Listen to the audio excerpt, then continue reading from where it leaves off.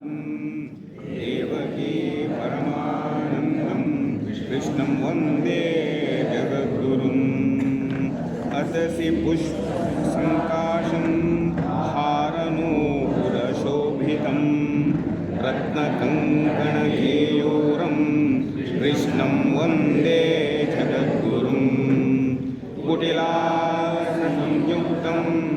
पूर्णचन्द्रनिभाननं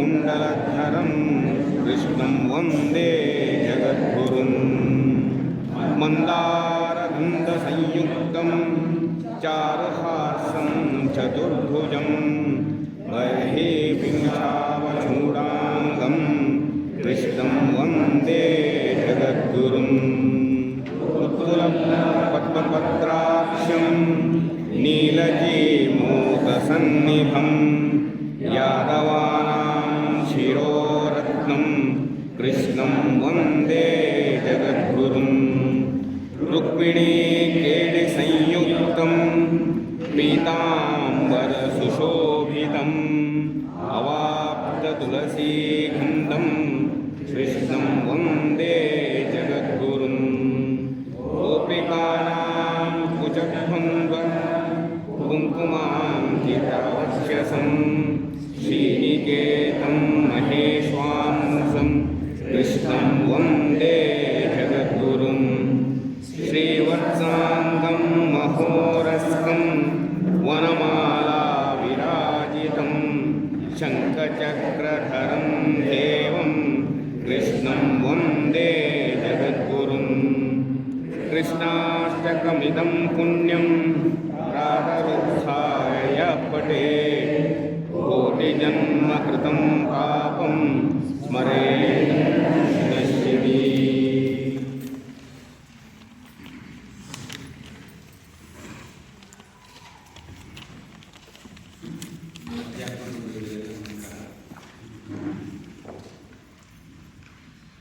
ಭಗವದ್ಗೀತಾ ಕಲಿಕೆ ಪಾರಾಯಣದ ಕಲಿಕೆಯ ಪ್ರಾರಂಭದಿಂದ ಮೂರನೇ ವರ್ಷಕ್ಕೆ ನಾವು ಇವತ್ತು ಬರ್ತಾ ಇದ್ದೀವಿ.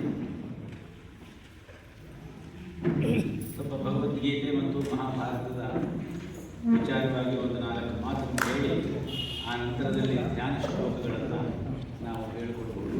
ಅಲ್ಲಿಂದ ಮುಂದಕ್ಕೆ ಶುರು ಮಾಡೋಣ ಅಂತ ಅಂದ್ಕೊಂಡಿದ್ದೀವಿ. ಮಹಾಭಾರತ ಅದರ ಕಾಲ, ಆ ಕಾಲವೇ ಗೀತೆಯ ಕಾಲ ಕೂಡ. ಮಹಾಭಾರತ ಅಂತರ್ಗತವಾಗಿ ಬರುವುದರಿಂದ ಗೀತೆಯ ಕಾಲವನ್ನು ಕೂಡ ಮಹಾಭಾರತದ ಕಾಲ ಅಂತ ಹೇಳ್ತಾರೆ.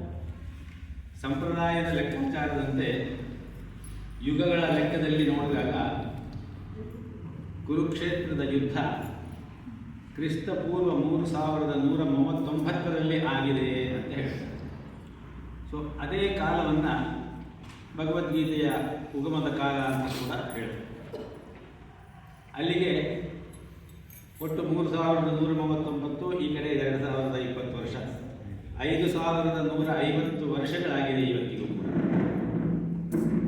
ಗೀತೆಯನ್ನು ಯಾಕೆ ಕಲಿಬೇಕು? ನಾವು ಪಾರಾಯಣ ಕಲಿತಾ ಇದ್ದೀವಿ ಅಷ್ಟೇ. ಗೀತೆಯನ್ನು ಆಳವಾದ ಅಧ್ಯಯನಕ್ಕಲ್ಲ ನಾನೆಲ್ಲಿ ತಮ್ಮನ್ನು ಉದ್ದೇಶ ಮಾಡಿ ಹೇಳ್ತಾ ಇರೋದು. ಗೀತೆಯನ್ನು ಕಲಿಯುವ ಉದ್ದೇಶ ಏನು ಅಂತ ಕೇಳಿದ್ರೆ, ಜೀವನ ಧರ್ಮ ತತ್ವದಲ್ಲಿ, ಜೀವನ ಧರ್ಮ ಯೋಗದಲ್ಲಿ ಒಂದು ಮಾತನ್ನು ಹೇಳ್ತಾರೆ ಪೂಜ್ಯ DVG ಅವರು. ಸುಮಾರು 5000 ವರ್ಷಗಳ ಹಿಂದಿನ ವರ್ಣಾಶ್ರಮ ಪದ್ಧತಿ ಮತ್ತು ಸಮಾಜದ ರೀತಿ ನೀತಿಗಳ ನೆಲೆಯಲ್ಲಿ ಅಂದು ಕೃಷ್ಣ ಅರ್ಜುನನಿಗೆ ಬೋಧಿಸಿದ ಆ ಗೀತಾ ತತ್ವ ಇವತ್ತಿಗೂ ಕೂಡ ನಮ್ಮ ಸಮಾಜದಲ್ಲಿ ಪ್ರಸ್ತುತತೆಯನ್ನು ಹೊಂದಿದೆ ಅನ್ನುವುದು ಬಹಳ ಮುಖ್ಯವಾದ ವಿಚಾರ. ಸುಮಾರು 5000 ವರ್ಷಗಳಿಂದ ನಿರಂತರವಾಗಿ ಆ ತತ್ವ ರೆಲಿವೆಂಟ್ ಆಗಿಯೇ ಬರ್ತಾ ಇದೆ. ಅದನ್ನು ನಾವು ಗಮನದಲ್ಲಿ ಇಟ್ಟುಕೊಂಡು ಗೀತೆಯ ಅಧ್ಯಯನವನ್ನು ಮಾಡಬೇಕು ಅಂತ ಹೇಳ್ತಾರೆ. ಗೀತೆಯ ಅಧ್ಯಯನವನ್ನು ಮಾಡುವಾಗ ಒಂದು ಶ್ಲೋಕ 2 ಕ್ಲಾಸ್ನಲ್ಲೂ ಮತ್ತೆ ಹೇಳಿಕೊಟ್ವಿ. ಗೀತಾಸು ಗೀತಾ ಕರ್ತವ್ಯ ಕಿಮನ್ಯೈಹಿ ಶಾಸ್ತ್ರವಿಸ್ತರೈಃ ಯಾ ಸ್ವಯಂ ಪದ್ಮನಾಭಸ್ಯ ಮುಖಪದ್ಮಾತ್ ವಿನಿಶ್ಚಿತ ಅನ್ನುವ ಮಾತು. ಅಂದರೆ ಸಾಕ್ಷಾತ್ ಪದ್ಮನಾಭನ ಮುಖಾರವಿಂದದಿಂದ ಬಂದಂತಹ ಒಂದು ತತ್ವಚಿಂತನೆ ಇದು ಅನ್ನುವ ಮಾತು. ಪದ್ಮನಾಭ ಕೃಷ್ಣನಾಗಿ ಅವತಾರ ಮಾಡಿದ್ರಿಂದ ಕೃಷ್ಣನನ್ನು ನಾವು ದೇವರು ಎಂಬುದಾಗಿಯೇ ಭಾವಿಸ್ತೇವೆ. ಆದರೆ ಕೃಷ್ಣನಿಗೆ ಕೆಲವರು ಚಾರಿತ್ರಿಕ ವ್ಯಕ್ತಿ ಅಂತ ಹೇಳ್ತಾರೆ. ಈ ಕೃಷ್ಣ ಚಾರಿತ್ರಿಕವಾಗಿ ಇದ್ದರೆ ಎಷ್ಟು ಜನ ಕೃಷ್ಣರು ಇದ್ದರು? ನಾವೀಗ ಏನು ನಂಬಿಕೊಂಡು ಬಂದಿದ್ದೀವಿ ಕೃಷ್ಣ ದೇವರು ಅಂತ ಹೇಳಿ, ಆ ಕೃಷ್ಣನನ್ನು ತಿಳಿಯುವುದಕ್ಕೆ ನಮಗೆ ಇರುವ ಗ್ರಂಥಗಳು 3: ಮಹಾಭಾರತ, ಭಾಗವತ ಮತ್ತು ಹರಿವಂಶ. ಇದರಲ್ಲಿ ಅವನನ್ನು ಸಾಮಾನ್ಯವಾಗಿ ಮಹಾಭಾರತದ ವಿಚಾರ ಹೇಳುವಾಗ ಸುಮಾರು 5,000 ವರ್ಷಗಳ ಹಿಂದಿನಿಂದ ಈ ಮಹಾಭಾರತದ ಕಥೆ ಭಾರತ ಭೂಮಿಯಲ್ಲಿ ಪ್ರಚಲಿತವಾಗಿ ಬರ್ತಾ ಇದೆ. ಆದರೆ ವ್ಯಾಸ ಮಹರ್ಷಿಗಳು ಮಹಾಭಾರತದ ಆದಿಪರ್ವದಲ್ಲೇ ಹೇಳಿದಂತೆ ಜಯೋ ನಾಮೇತಿಹಾಸ, ಇದು ಭಾರತ ಅಂತ ಇರಲಿಲ್ಲ ಮೊದಲು, ಇದನ್ನು ಜಯ ಅಂತ ಹೇಳಿ ಕರೀತಾ ಇದ್ದರು. ನಾರಾಯಣಂ ನಮಸ್ಕೃತ್ಯ ನರಂಚೈವ ನರೋತ್ತಮಂ ದೇವೀಂ ಸರಸ್ವತೀಂ ವ್ಯಾಸಂ ತಥೋ ಜಯಮುದೀರಯೇತ್, ಜಯವನ್ನು ಹೇಳ್ತಾ ಇದ್ದೇನೆ ಅನ್ನುವ ಮಾತನ್ನೇ ಹೇಳ್ತಾ ಇದ್ದಾರೆ. ಆದ್ದರಿಂದ ಇದು ಮೊದಲಿಗೆ ಕೇವಲ 10,000 ಶ್ಲೋಕಗಳಿಂದ ಕೂಡಿದ್ದು ಮಹಾಭಾರತ ಅಂತ ಹೇಳ್ತಾರೆ. ಈ 5,000 ವರ್ಷಗಳಿಂದ ಅದು ಬೆಳೆದು 10,000 ಇದ್ದದ್ದು 24,000 ಶ್ಲೋಕಗಳ ಒಂದು ಘಟ್ಟಕ್ಕೆ ಬಂತು. ಆ ನಂತರ ಇವತ್ತು ನಮಗೆ ಸಿಕ್ಕುವಂತೆ 1,00,000ಕ್ಕೂ ಮಿಕ್ಕಿ ಶ್ಲೋಕಗಳಿವೆ ಅಂತ ಹೇಳ್ತಾರೆ. ಈ ಎಲ್ಲ ಭಾರತದಲ್ಲಿ ಬರುವಂತಹ ಆಖ್ಯಾನಗಳು, ಉಪಾಖ್ಯಾನಗಳು ಇವುಗಳೆಲ್ಲವೂ ಕೂಡ ಮಹಾಭಾರತದ ಅಂತರ್ಗತವಾಗಿ ಮಧ್ಯದಲ್ಲಿ ಬರುವಂತಹ ಗೀತಾ ತತ್ವವನ್ನು ನಮಗೆ ಸರಿಯಾಗಿ ತಿಳಿಸಿಕೊಡ್ಲಿಕ್ಕೇ ಬಂದಿದೆ ಅನ್ನುವಂತಹ ಮಾತನ್ನು ಕೂಡ ಹೇಳ್ತಾರೆ. ಮಹಾಭಾರತವನ್ನು ಚರಿತ್ರೆ ಅನ್ನುವಂತಹ ರೀತಿಯಲ್ಲಿ ಹೇಳ್ತಾರೆ. ಜಯೋ ನಾಮೇತಿಹಾಸ, ಜಯ ನಾಮ ಇತಿಹಾಸ. ಇತಿಹಾಸ ಅಂತ ಹೇಳಿದ್ರೆ ಏನು? ಇತಿ ಹ ಆಸ ಅಂತ ಹೇಳಿಬಿಟ್ಟು ಅದನ್ನು ಹೇಳ್ತಾರೆ. ಈ ರೀತಿಯಾಗಿ ನಡೆಯಿತು ಅಂತ ಹೇಳಿ. ಪುರಾಣಗಳ ಕಲ್ಪನೆಯಲ್ಲಿ ಹಾಗಲ್ಲ, ಪುರಾಣಗಳ ಕಲ್ಪನೆಯೇ ಬೇರೆ. ಇತಿಹಾಸ ಅಥವಾ ಚರಿತ್ರೆ ಅಂತ ಹೇಳುವಾಗ ಚರಿತ ಅಂದರೆ ನಡೆದು ಬಂದಿರುವುದು, ಆವತ್ತಿನಿಂದ ಇವತ್ತಿನವರೆಗೆ ಐತಿಹಾಸಿಕ ವ್ಯಕ್ತಿಗಳ ಕಥೆಯನ್ನು ಇಟ್ಟುಕೊಂಡು ನಡೆದು ಬಂದಿರುವುದು, ಅದು ಇತಿಹಾಸ ಅಥವಾ ಚರಿತ್ರೆ. ಮಹಾಭಾರತದ ಆಖ್ಯಾನ ಗ್ರಂಥಗಳೆಲ್ಲ ಆಮೇಲೆ ಮತ್ತೆ ಬಂದು ಸೇರಿಕೊಂಡಿರುವುದು ಅನ್ನೋ ಮಾತನ್ನು ಕೂಡ ಹೇಳ್ತಾರೆ ವಿಮರ್ಶಕರು. ಆದ್ದರಿಂದ ಇಡೀ ಮಹಾಭಾರತ ಸಂಪೂರ್ಣವಾಗಿ ವ್ಯಾಸರಿಂದಲೇ ರಚಿತವಾದದ್ದು ಎಂಬುದಾಗಿ ಹೇಳುವಂತಿಲ್ಲ. ಎಷ್ಟೋ ಆ ನಂತರದಲ್ಲಿ ಪ್ರಕ್ಷಿಪ್ತವಾಗಿ ಸೇರಿಕೊಂಡಿದೆ ಅಂತ ಕೂಡ ಹೇಳ್ತಾರೆ. ಒಟ್ಟಾರೆಯಾಗಿ ನೋಡಿದಾಗ ಈ ಮಹಾಭಾರತಕ್ಕೆ ಪೌರಾಣಿಕ ಅಂಶಗಳೇ ಜಾಸ್ತಿಯಾಗಿ ಕಾಣುತ್ತೆ. ಚರಿತ್ರೆಯ ಕಥೆಗಳಿಗಿಂತ, ಚರಿತ್ರೆಯ ರೀತಿಗಳಿಗಿಂತ ಅಲ್ಲಿ ಪೌರಾಣಿಕ ಅಂಶಗಳೇ ಜಾಸ್ತಿ ಇದೆ ಎನ್ನುವಂತಹ ಒಂದು ಮಾತು ಕೂಡ ಬಂತು. ಹೇಗೂ ಇರಲಿ, ಮಹಾಭಾರತ ಇಡೀ ಕಾವ್ಯದ ಹಿಂದೆ ಒಂದು ಸ್ಕೆಲಿಟನ್ ರೂಪದಲ್ಲಿ ಒಂದು ಕುರುಕ್ಷೇತ್ರದ ಯುದ್ಧ, 2 ರಾಯಲ್ ಫ್ಯಾಮಿಲಿಗಳ ಒಂದು ಯುದ್ಧ, ದಯಾದಿ ಕಲಹ ಇವುಗಳೆಲ್ಲ ಇತ್ತು. ಅದಕ್ಕೆ ಪೂರಕವಾಗಿ ಪೌರಾಣಿಕ ಅಂಶಗಳು ಸೇರಿಕೊಂಡು ಇವತ್ತು ನಾವು ಯಾವ ರೀತಿಯಲ್ಲಿ ಮಹಾಭಾರತವನ್ನು ನೋಡ್ತಾ ಇದ್ದೀವೋ ಆ ರೀತಿಯಲ್ಲಿ ಬಂದಿದೆ ಅನ್ನುವಂತಹ ಮಾತನ್ನು ಕೂಡ ಹೇಳ್ತಾರೆ. ಈ ಕೃಷ್ಣ ಒಬ್ಬನೋ ಇಬ್ಬನೋ ಅಥವಾ 3 ಜನನೋ ಎಷ್ಟು ಜನ ಇದ್ದರು? ಹರಿವಂಶದಲ್ಲಿ ಒಂದು ರೀತಿಯಲ್ಲಿ ಕೃಷ್ಣನನ್ನು ಹೇಳಿದ್ರೆ ಮಹಾಭಾರತದಲ್ಲಿ ಬರುವಂತಹ ಕೃಷ್ಣನ ರೀತಿಗಳೇ ಬೇರೆ, ಭಾಗವತದಲ್ಲಿ ಬರುವಂತಹ ಕೃಷ್ಣನ ಚಿಂತನಾ ರೀತಿಯೇ ಬೇರೆ. ಆದರೆ ಅದನ್ನು ತಿಳಿಲಿಕ್ಕೆ 3 ಸಾಧನಗಳು ಇದೆ ಅಂತ ಹೇಳ್ತಾರೆ. ಒಂದು, ಚಾರಿತ್ರಿಕ ದಾಖಲೆಗಳಿಂದ ಕೃಷ್ಣನ ಕಾಲವನ್ನು ನಾವು ಗೊತ್ತು ಮಾಡಿಕೊಳ್ಬೇಕು. ಇನ್ನೊಂದು, ಸಾಹಿತ್ಯದ ದೃಷ್ಟಿಯಿಂದ ಕೃಷ್ಣನನ್ನು ನಾವು ಗಮನಿಸಬೇಕು. ಇದೆರಡಲ್ಲದೆ ಇನ್ನೊಂದು ಸಾಧನ ಉಂಟು ಕೃಷ್ಣನನ್ನು ಸರಿಯಾಗಿ ತಿಳ್ಕೊಡ್ಲಿಕ್ಕೆ, ಅಥವಾ ಗೀತೆಯ ಅಥೆಂಟಿಸಿಟಿಯನ್ನು ಸರಿಯಾದ ರೀತಿಯಲ್ಲಿ ಮನಸ್ಸಿಗೆ ತಂದುಕೊಡ್ಲಿಕ್ಕೆ. ಅದೇ ಆಧ್ಯಾತ್ಮಿಕ ದೃಷ್ಟಿ. ಗೀತೆಯನ್ನು ನಾವು ಅಧ್ಯಯನ ಮಾಡುವಾಗ ಚಾರಿತ್ರಿಕ ದೃಷ್ಟಿಯಿಂದ ನೋಡಿದಾಗ ಮುಖ್ಯವಾಗಿ ನಮಗೆ ಕ್ರಿಸ್ತ ಪೂರ್ವದಿಂದ ಇಂತಹ ಕೃಷ್ಣನ ವಿಚಾರವನ್ನು ನಾವು ನೋಡ್ತೀವಿ. ಮೊದಲಿಗೆ ಛಾಂದೋಗ್ಯ ಎನ್ನುವಂತಹ ಒಂದು ಉಪನಿಷತ್ತು ಉಂಟು. ಎಲ್ಲ ಉಪನಿಷತ್ತುಗಳಿಗಿಂತ ಹಿಂದಿನ ಉಪನಿಷತ್ತು ಛಾಂದೋಗ್ಯ ಅಂತ ಹೇಳ್ತಾರೆ. ಛಾಂದೋಗ್ಯ ಉಪನಿಷತ್ತಿನ ಕಾಲ ಬುದ್ಧನ ಕಾಲಕ್ಕಿಂತ ಮುಂಚೆ. ಬುದ್ಧನ ಕಾಲ ನಮಗೆಲ್ಲ ಗೊತ್ತಿರುವಂತೆ 6th ಸೆಂಚುರಿ BC, ಕ್ರಿಸ್ತಪೂರ್ವ 6ನೇ ಶತಮಾನಕ್ಕಿಂತ ಹಿಂದಿನದು. ಛಾಂದೋಗ್ಯ ಉಪನಿಷತ್ತಿನಲ್ಲಿ ದೇವಕಿ ಪುತ್ರನಾದ ಕೃಷ್ಣ ಎಂಬುವನು ಘೋರ ಆಂಗಿರಸನ ಶಿಷ್ಯನಾಗಿದ್ದ ಎನ್ನುವಂತಹ ವಿಚಾರವನ್ನು ನಾವು ನೋಡ್ತೀವಿ. ಹಾಗಾಗಿ ಅದು ಒಂದು ಒಬ್ಬ ವ್ಯಕ್ತಿ ಇದ್ದ ಅಂತ ಹೇಳೋದಕ್ಕೆ ಅದೊಂದು ಮುಖ್ಯವಾದ ಆಧಾರ. ಅದಾದ ಮೇಲೆ ಪಾಣಿನಿ ಮಹರ್ಷಿ ಅಷ್ಟಾಧ್ಯಾಯಿ ವ್ಯಾಕರಣಶಾಸ್ತ್ರವನ್ನು ರಚನೆ ಮಾಡಿದವನು. ಅವನು ತನ್ನ ಒಂದು ಸೂತ್ರವನ್ನು ವಿವರಣೆ ಮಾಡುವಾಗ ಅದರಲ್ಲಿ ಹೇಳ್ತಾನೆ, ಕೃಷ್ಣಾರ್ಜುನರು ಪೂಜೆಗೆ ಯೋಗ್ಯರಾದ ವ್ಯಕ್ತಿಗಳು ಎಂಬುದಾಗಿ ಪಾಣಿನಿ ಹೇಳಿದ್ದಾನೆ. ಪಾಣಿನಿಯ ಕಾಲವೂ ಕೂಡ ಬುದ್ಧನ ಕಾಲಕ್ಕಿಂತ ಹಿಂದಿನ ಕಾಲ ಅಂತ ಹೇಳಿ ವಿಮರ್ಶಕರು ಅಭಿಪ್ರಾಯಪಡ್ತಾರೆ.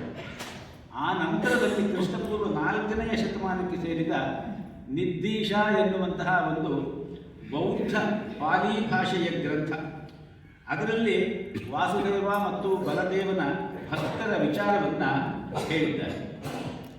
ಅಲ್ಲಿಂದ ಮುಂದಕ್ಕೆ ಬಂದರೆ ಗ್ರೀಕರ ಮೆಗಸ್ತನೀಸ್ ಬರ್ತಾನೆ ಭಾರತಕ್ಕೆ. ಆ ಇಂಡಿಯಾ ದೇಶಕ್ಕೆ ಬಂದಂತಹ ಆ ಮೆಗಸ್ತನೀಸು ಕ್ರಿಸ್ತಪೂರ್ವ 320ರಲ್ಲಿ ಬಂದವು. ಅವನು ಹೇಳ್ತಾನೆ, ಶೌರಸೇನೀಯರು ಕೃಷ್ಣನನ್ನು ಪೂಜಿಸುತ್ತಿದ್ದರು ಎಂಬುದಾಗಿ ಹೇಳ್ತಾರೆ. ಅದಾದ ಮೇಲೆ ಕ್ರಿಸ್ತಪೂರ್ವ 180ಕ್ಕೆ ಸೇರಿದಂತಹ ಬೆಸ್ ನಗರದ ಒಂದು ಶಾಸನದಲ್ಲಿ ಹಲಿಯದೋರ ಎಂಬ ಒಬ್ಬ ಗ್ರೀಕ್ ಭಾಗವತ ವಾಸುದೇವನನ್ನು ದೇವರ ದೇವ ಎಂಬುದಾಗಿ ಕರೆದರು. ಆಮೇಲೆ ಕ್ರಿಸ್ತಪೂರ್ವ 1ನೇ ಶತಮಾನಕ್ಕೆ ಸೇರಿದ ನಾನಾಗಾಡಿನ ಶಾಸನದಲ್ಲಿ ದೇವರ ಹೆಸರುಗಳನ್ನು ಹೇಳುವ ಮೊದಲನೆಯ ಶ್ಲೋಕದಲ್ಲಿ ವಾಸುದೇವನ ಹೆಸರು ಇದೆ. ಅದೇ ಕಾಲಕ್ಕೆ ಪತಂಜಲಿ ಮಹರ್ಷಿ, ಪತಂಜಲಿ ಅಂತ ಹೇಳಿದರೆ ಪಾಣಿನಿಯ ವ್ಯಾಕರಣಶಾಸ್ತ್ರಕ್ಕೆ ಮಹಾಭಾಷ್ಯವನ್ನು ಬರೆದವರು. ಆ ಪತಂಜಲಿ ಮಹರ್ಷಿ ಕ್ರಿಸ್ತಪೂರ್ವ ಎಂಬುದಾಗಿ ಅವನ ಕಾಲವನ್ನು ಹೇಳ್ತಾರೆ. ಅವನ 3 ಗ್ರಂಥವನ್ನು ಬರೆದಿದ್ದಾನೆ. ಒಂದು ಯೋಗಕ್ಕೆ ಸಂಬಂಧಪಟ್ಟದ್ದು, ಇನ್ನೊಂದು ವ್ಯಾಕರಣಕ್ಕೆ ಬಂದಂತಹ ಅಧ್ಯಯನ ಮಹಾಭಾಷ್ಯ, ಇನ್ನೊಂದು ಆರೋಗ್ಯಕ್ಕೆ ಸಂಬಂಧಪಟ್ಟಂತಹ ಒಂದು ಗ್ರಂಥ. ಆ ಲೆಕ್ಕಾಚಾರದಿಂದ ನೋಡಿದಾಗ ಕ್ರಿಸ್ತಪೂರ್ವ 2ರಲ್ಲೂ ಕೂಡ ಕೃಷ್ಣನನ್ನ ಪಾಣಿನಿಯ ಸೂತ್ರವನ್ನು ವಿವರಣೆ ಮಾಡುವಾಗ ಆ ಮಹಾಭಾಷ್ಯದಲ್ಲಿ ಪತಂಜಲಿ ಮಹರ್ಷಿಗಳು ಹೇಳ್ತಾರೆ. ಇದನ್ನೆಲ್ಲ ನೋಡಿದಾಗ ನಮಗೇನು ಅನಿಸುತ್ತೆ ಅಂತ ಹೇಳಿದರೆ, ಕೃಷ್ಣ ಅಂತ ಹೇಳುವ ಒಬ್ಬ ವ್ಯಕ್ತಿ ಇದ್ದ, ಆದರೆ ಅವನು ಕಾಲಾನುಕಾಲದಲ್ಲಿ ಅವನ ವಿಚಾರವಾಗಿ ಎಷ್ಟೆಷ್ಟೋ ಬೇರೆ ಬೇರೆ ವಿಚಾರಗಳು ಸೇರಿಕೊಂಡು ಪೌರಾಣಿಕ ಕಲ್ಪನೆಯ ನೆಲೆಯಲ್ಲಿ ಅದು ಉಬ್ಬಿಕೊಂಡು ಆ ಕೃಷ್ಣ ಅಂತ ಹೇಳುವವನು ಒಬ್ಬ ಪವಾಡ ಪುರುಷನಾಗಿ, ಮಹಾಮಾನವನಾಗಿ, ಅತಿಮಾನವನಾಗಿ ಚಿತ್ರಿತನಾಗಿದ್ದಾನೆ ಅನ್ನುವಂತಹ ಮಾತನ್ನು ಹೇಳ್ತಾರೆ. ಹೀಗೂ ಹೇಳ್ತಾರೆ ವಿಮರ್ಶಕರು, ಅಲ್ಲಿ ಸೇರಿಸಿರುವುದು ಎಂದು ನಂಬಲಾಗುವ ಎಲ್ಲ ವಿಚಾರಗಳನ್ನು ನಾವು ತೆಗೆದು ಹಾಕಿದ ಮೇಲೂ ಅಲ್ಲಿ ಒಬ್ಬ ವ್ಯಕ್ತಿ ಉಳಿಯುತ್ತಾನೆ. ಆ ವ್ಯಕ್ತಿಯೇ ಅರ್ಜುನನಿಗೆ ಕುರುಕ್ಷೇತ್ರದ ರಣರಂಗದ ಮಧ್ಯದಲ್ಲಿ ಗೀತೆಯನ್ನು ಬೋಧಿಸಿದ ವ್ಯಕ್ತಿ ಎಂಬುದಾಗಿ ನಾವು ಚಾರಿತ್ರಿಕವಾಗಿ ಅವನನ್ನು ಒಪ್ಪಿಕೊಳ್ಳಬಹುದು. ಅಲ್ಲಿ ಕೃಷ್ಣ ಬೋಧಿಸಿದ ಕರ್ಮಕ್ಕಾಗಿ ಕರ್ಮ ಹಾಗೂ ಕರ್ಮವನ್ನು ಮಾಡಿ ಫಲವನ್ನು ಅಪೇಕ್ಷೆ ಪಡಬಾರದು ಎನ್ನುವಂತಹ ಒಂದು ಅತಿ ವಿನೂತನವಾದಂತಹ ಒಂದು ನೀತಿಯನ್ನು ಸೂತ್ರಪ್ರಾಯವಾಗಿ ಕೊಟ್ಟಿದ್ದಾನೆ. ಆದ್ದರಿಂದ ಅಂತಹ ಒಂದು ಸೂತ್ರಪ್ರಾಯವಾದಂತಹ ಒಂದು ಇದನ್ನು ಕೊಟ್ಟವನನ್ನು ನಾವು ಚಾರಿತ್ರಿಕ ವ್ಯಕ್ತಿ ಎಂಬುದಾಗಿ ಗಮನಿಸಿದರೂ ಪರವಾಗಿಲ್ಲ, ಅಥವಾ ಪೌರಾಣಿಕ ವ್ಯಕ್ತಿ ಎಂಬುದಾಗಿ ಗಮನಿಸಿದರೂ ಪರವಾಗಿಲ್ಲ. ಒಟ್ಟಾರೆಯಾಗಿ ಕೃಷ್ಣ ಎಂಬುವವನು ಗೀತೆಯನ್ನು ಬೋಧಿಸಿದ್ದಾನೆ ಎಂಬುದಾಗಿ ನಾವು ಆಧಾರವಾಗಿ ತೆಗೆದುಕೊಳ್ಳಬಹುದು ಅಂತ ಹೇಳ್ತಾರೆ. ಕರ್ಮಣ್ಯೇವಾಧಿಕಾರಸ್ಥೆ ಮಾ ಫಲೇಶು ಕದಾಚನ ಮಾ ಕರ್ಮ ಫಲಹೇತುರ್ಭೂ ಮಾತೇ ಸಂಗೋಸ್ತ್ವಕರ್ಮಣಿ ಎನ್ನುವಂತಹ ಮಾತನ್ನು ಅವನು ಮೊದಲ ಬಾರಿಗೆ ಕರ್ಮಕ್ಕಾಗಿ ಕರ್ಮ ಮಾಡಬೇಕು, ಕರ್ಮ ಮಾಡಿ ಫಲವನ್ನು ಅಪೇಕ್ಷೆ ಪಡಬಾರದು ಅನ್ನುವಂತಹ ರೀತಿಯಲ್ಲಿ ನಮಗೆ ಹೇಳಿದ್ದಾರೆ.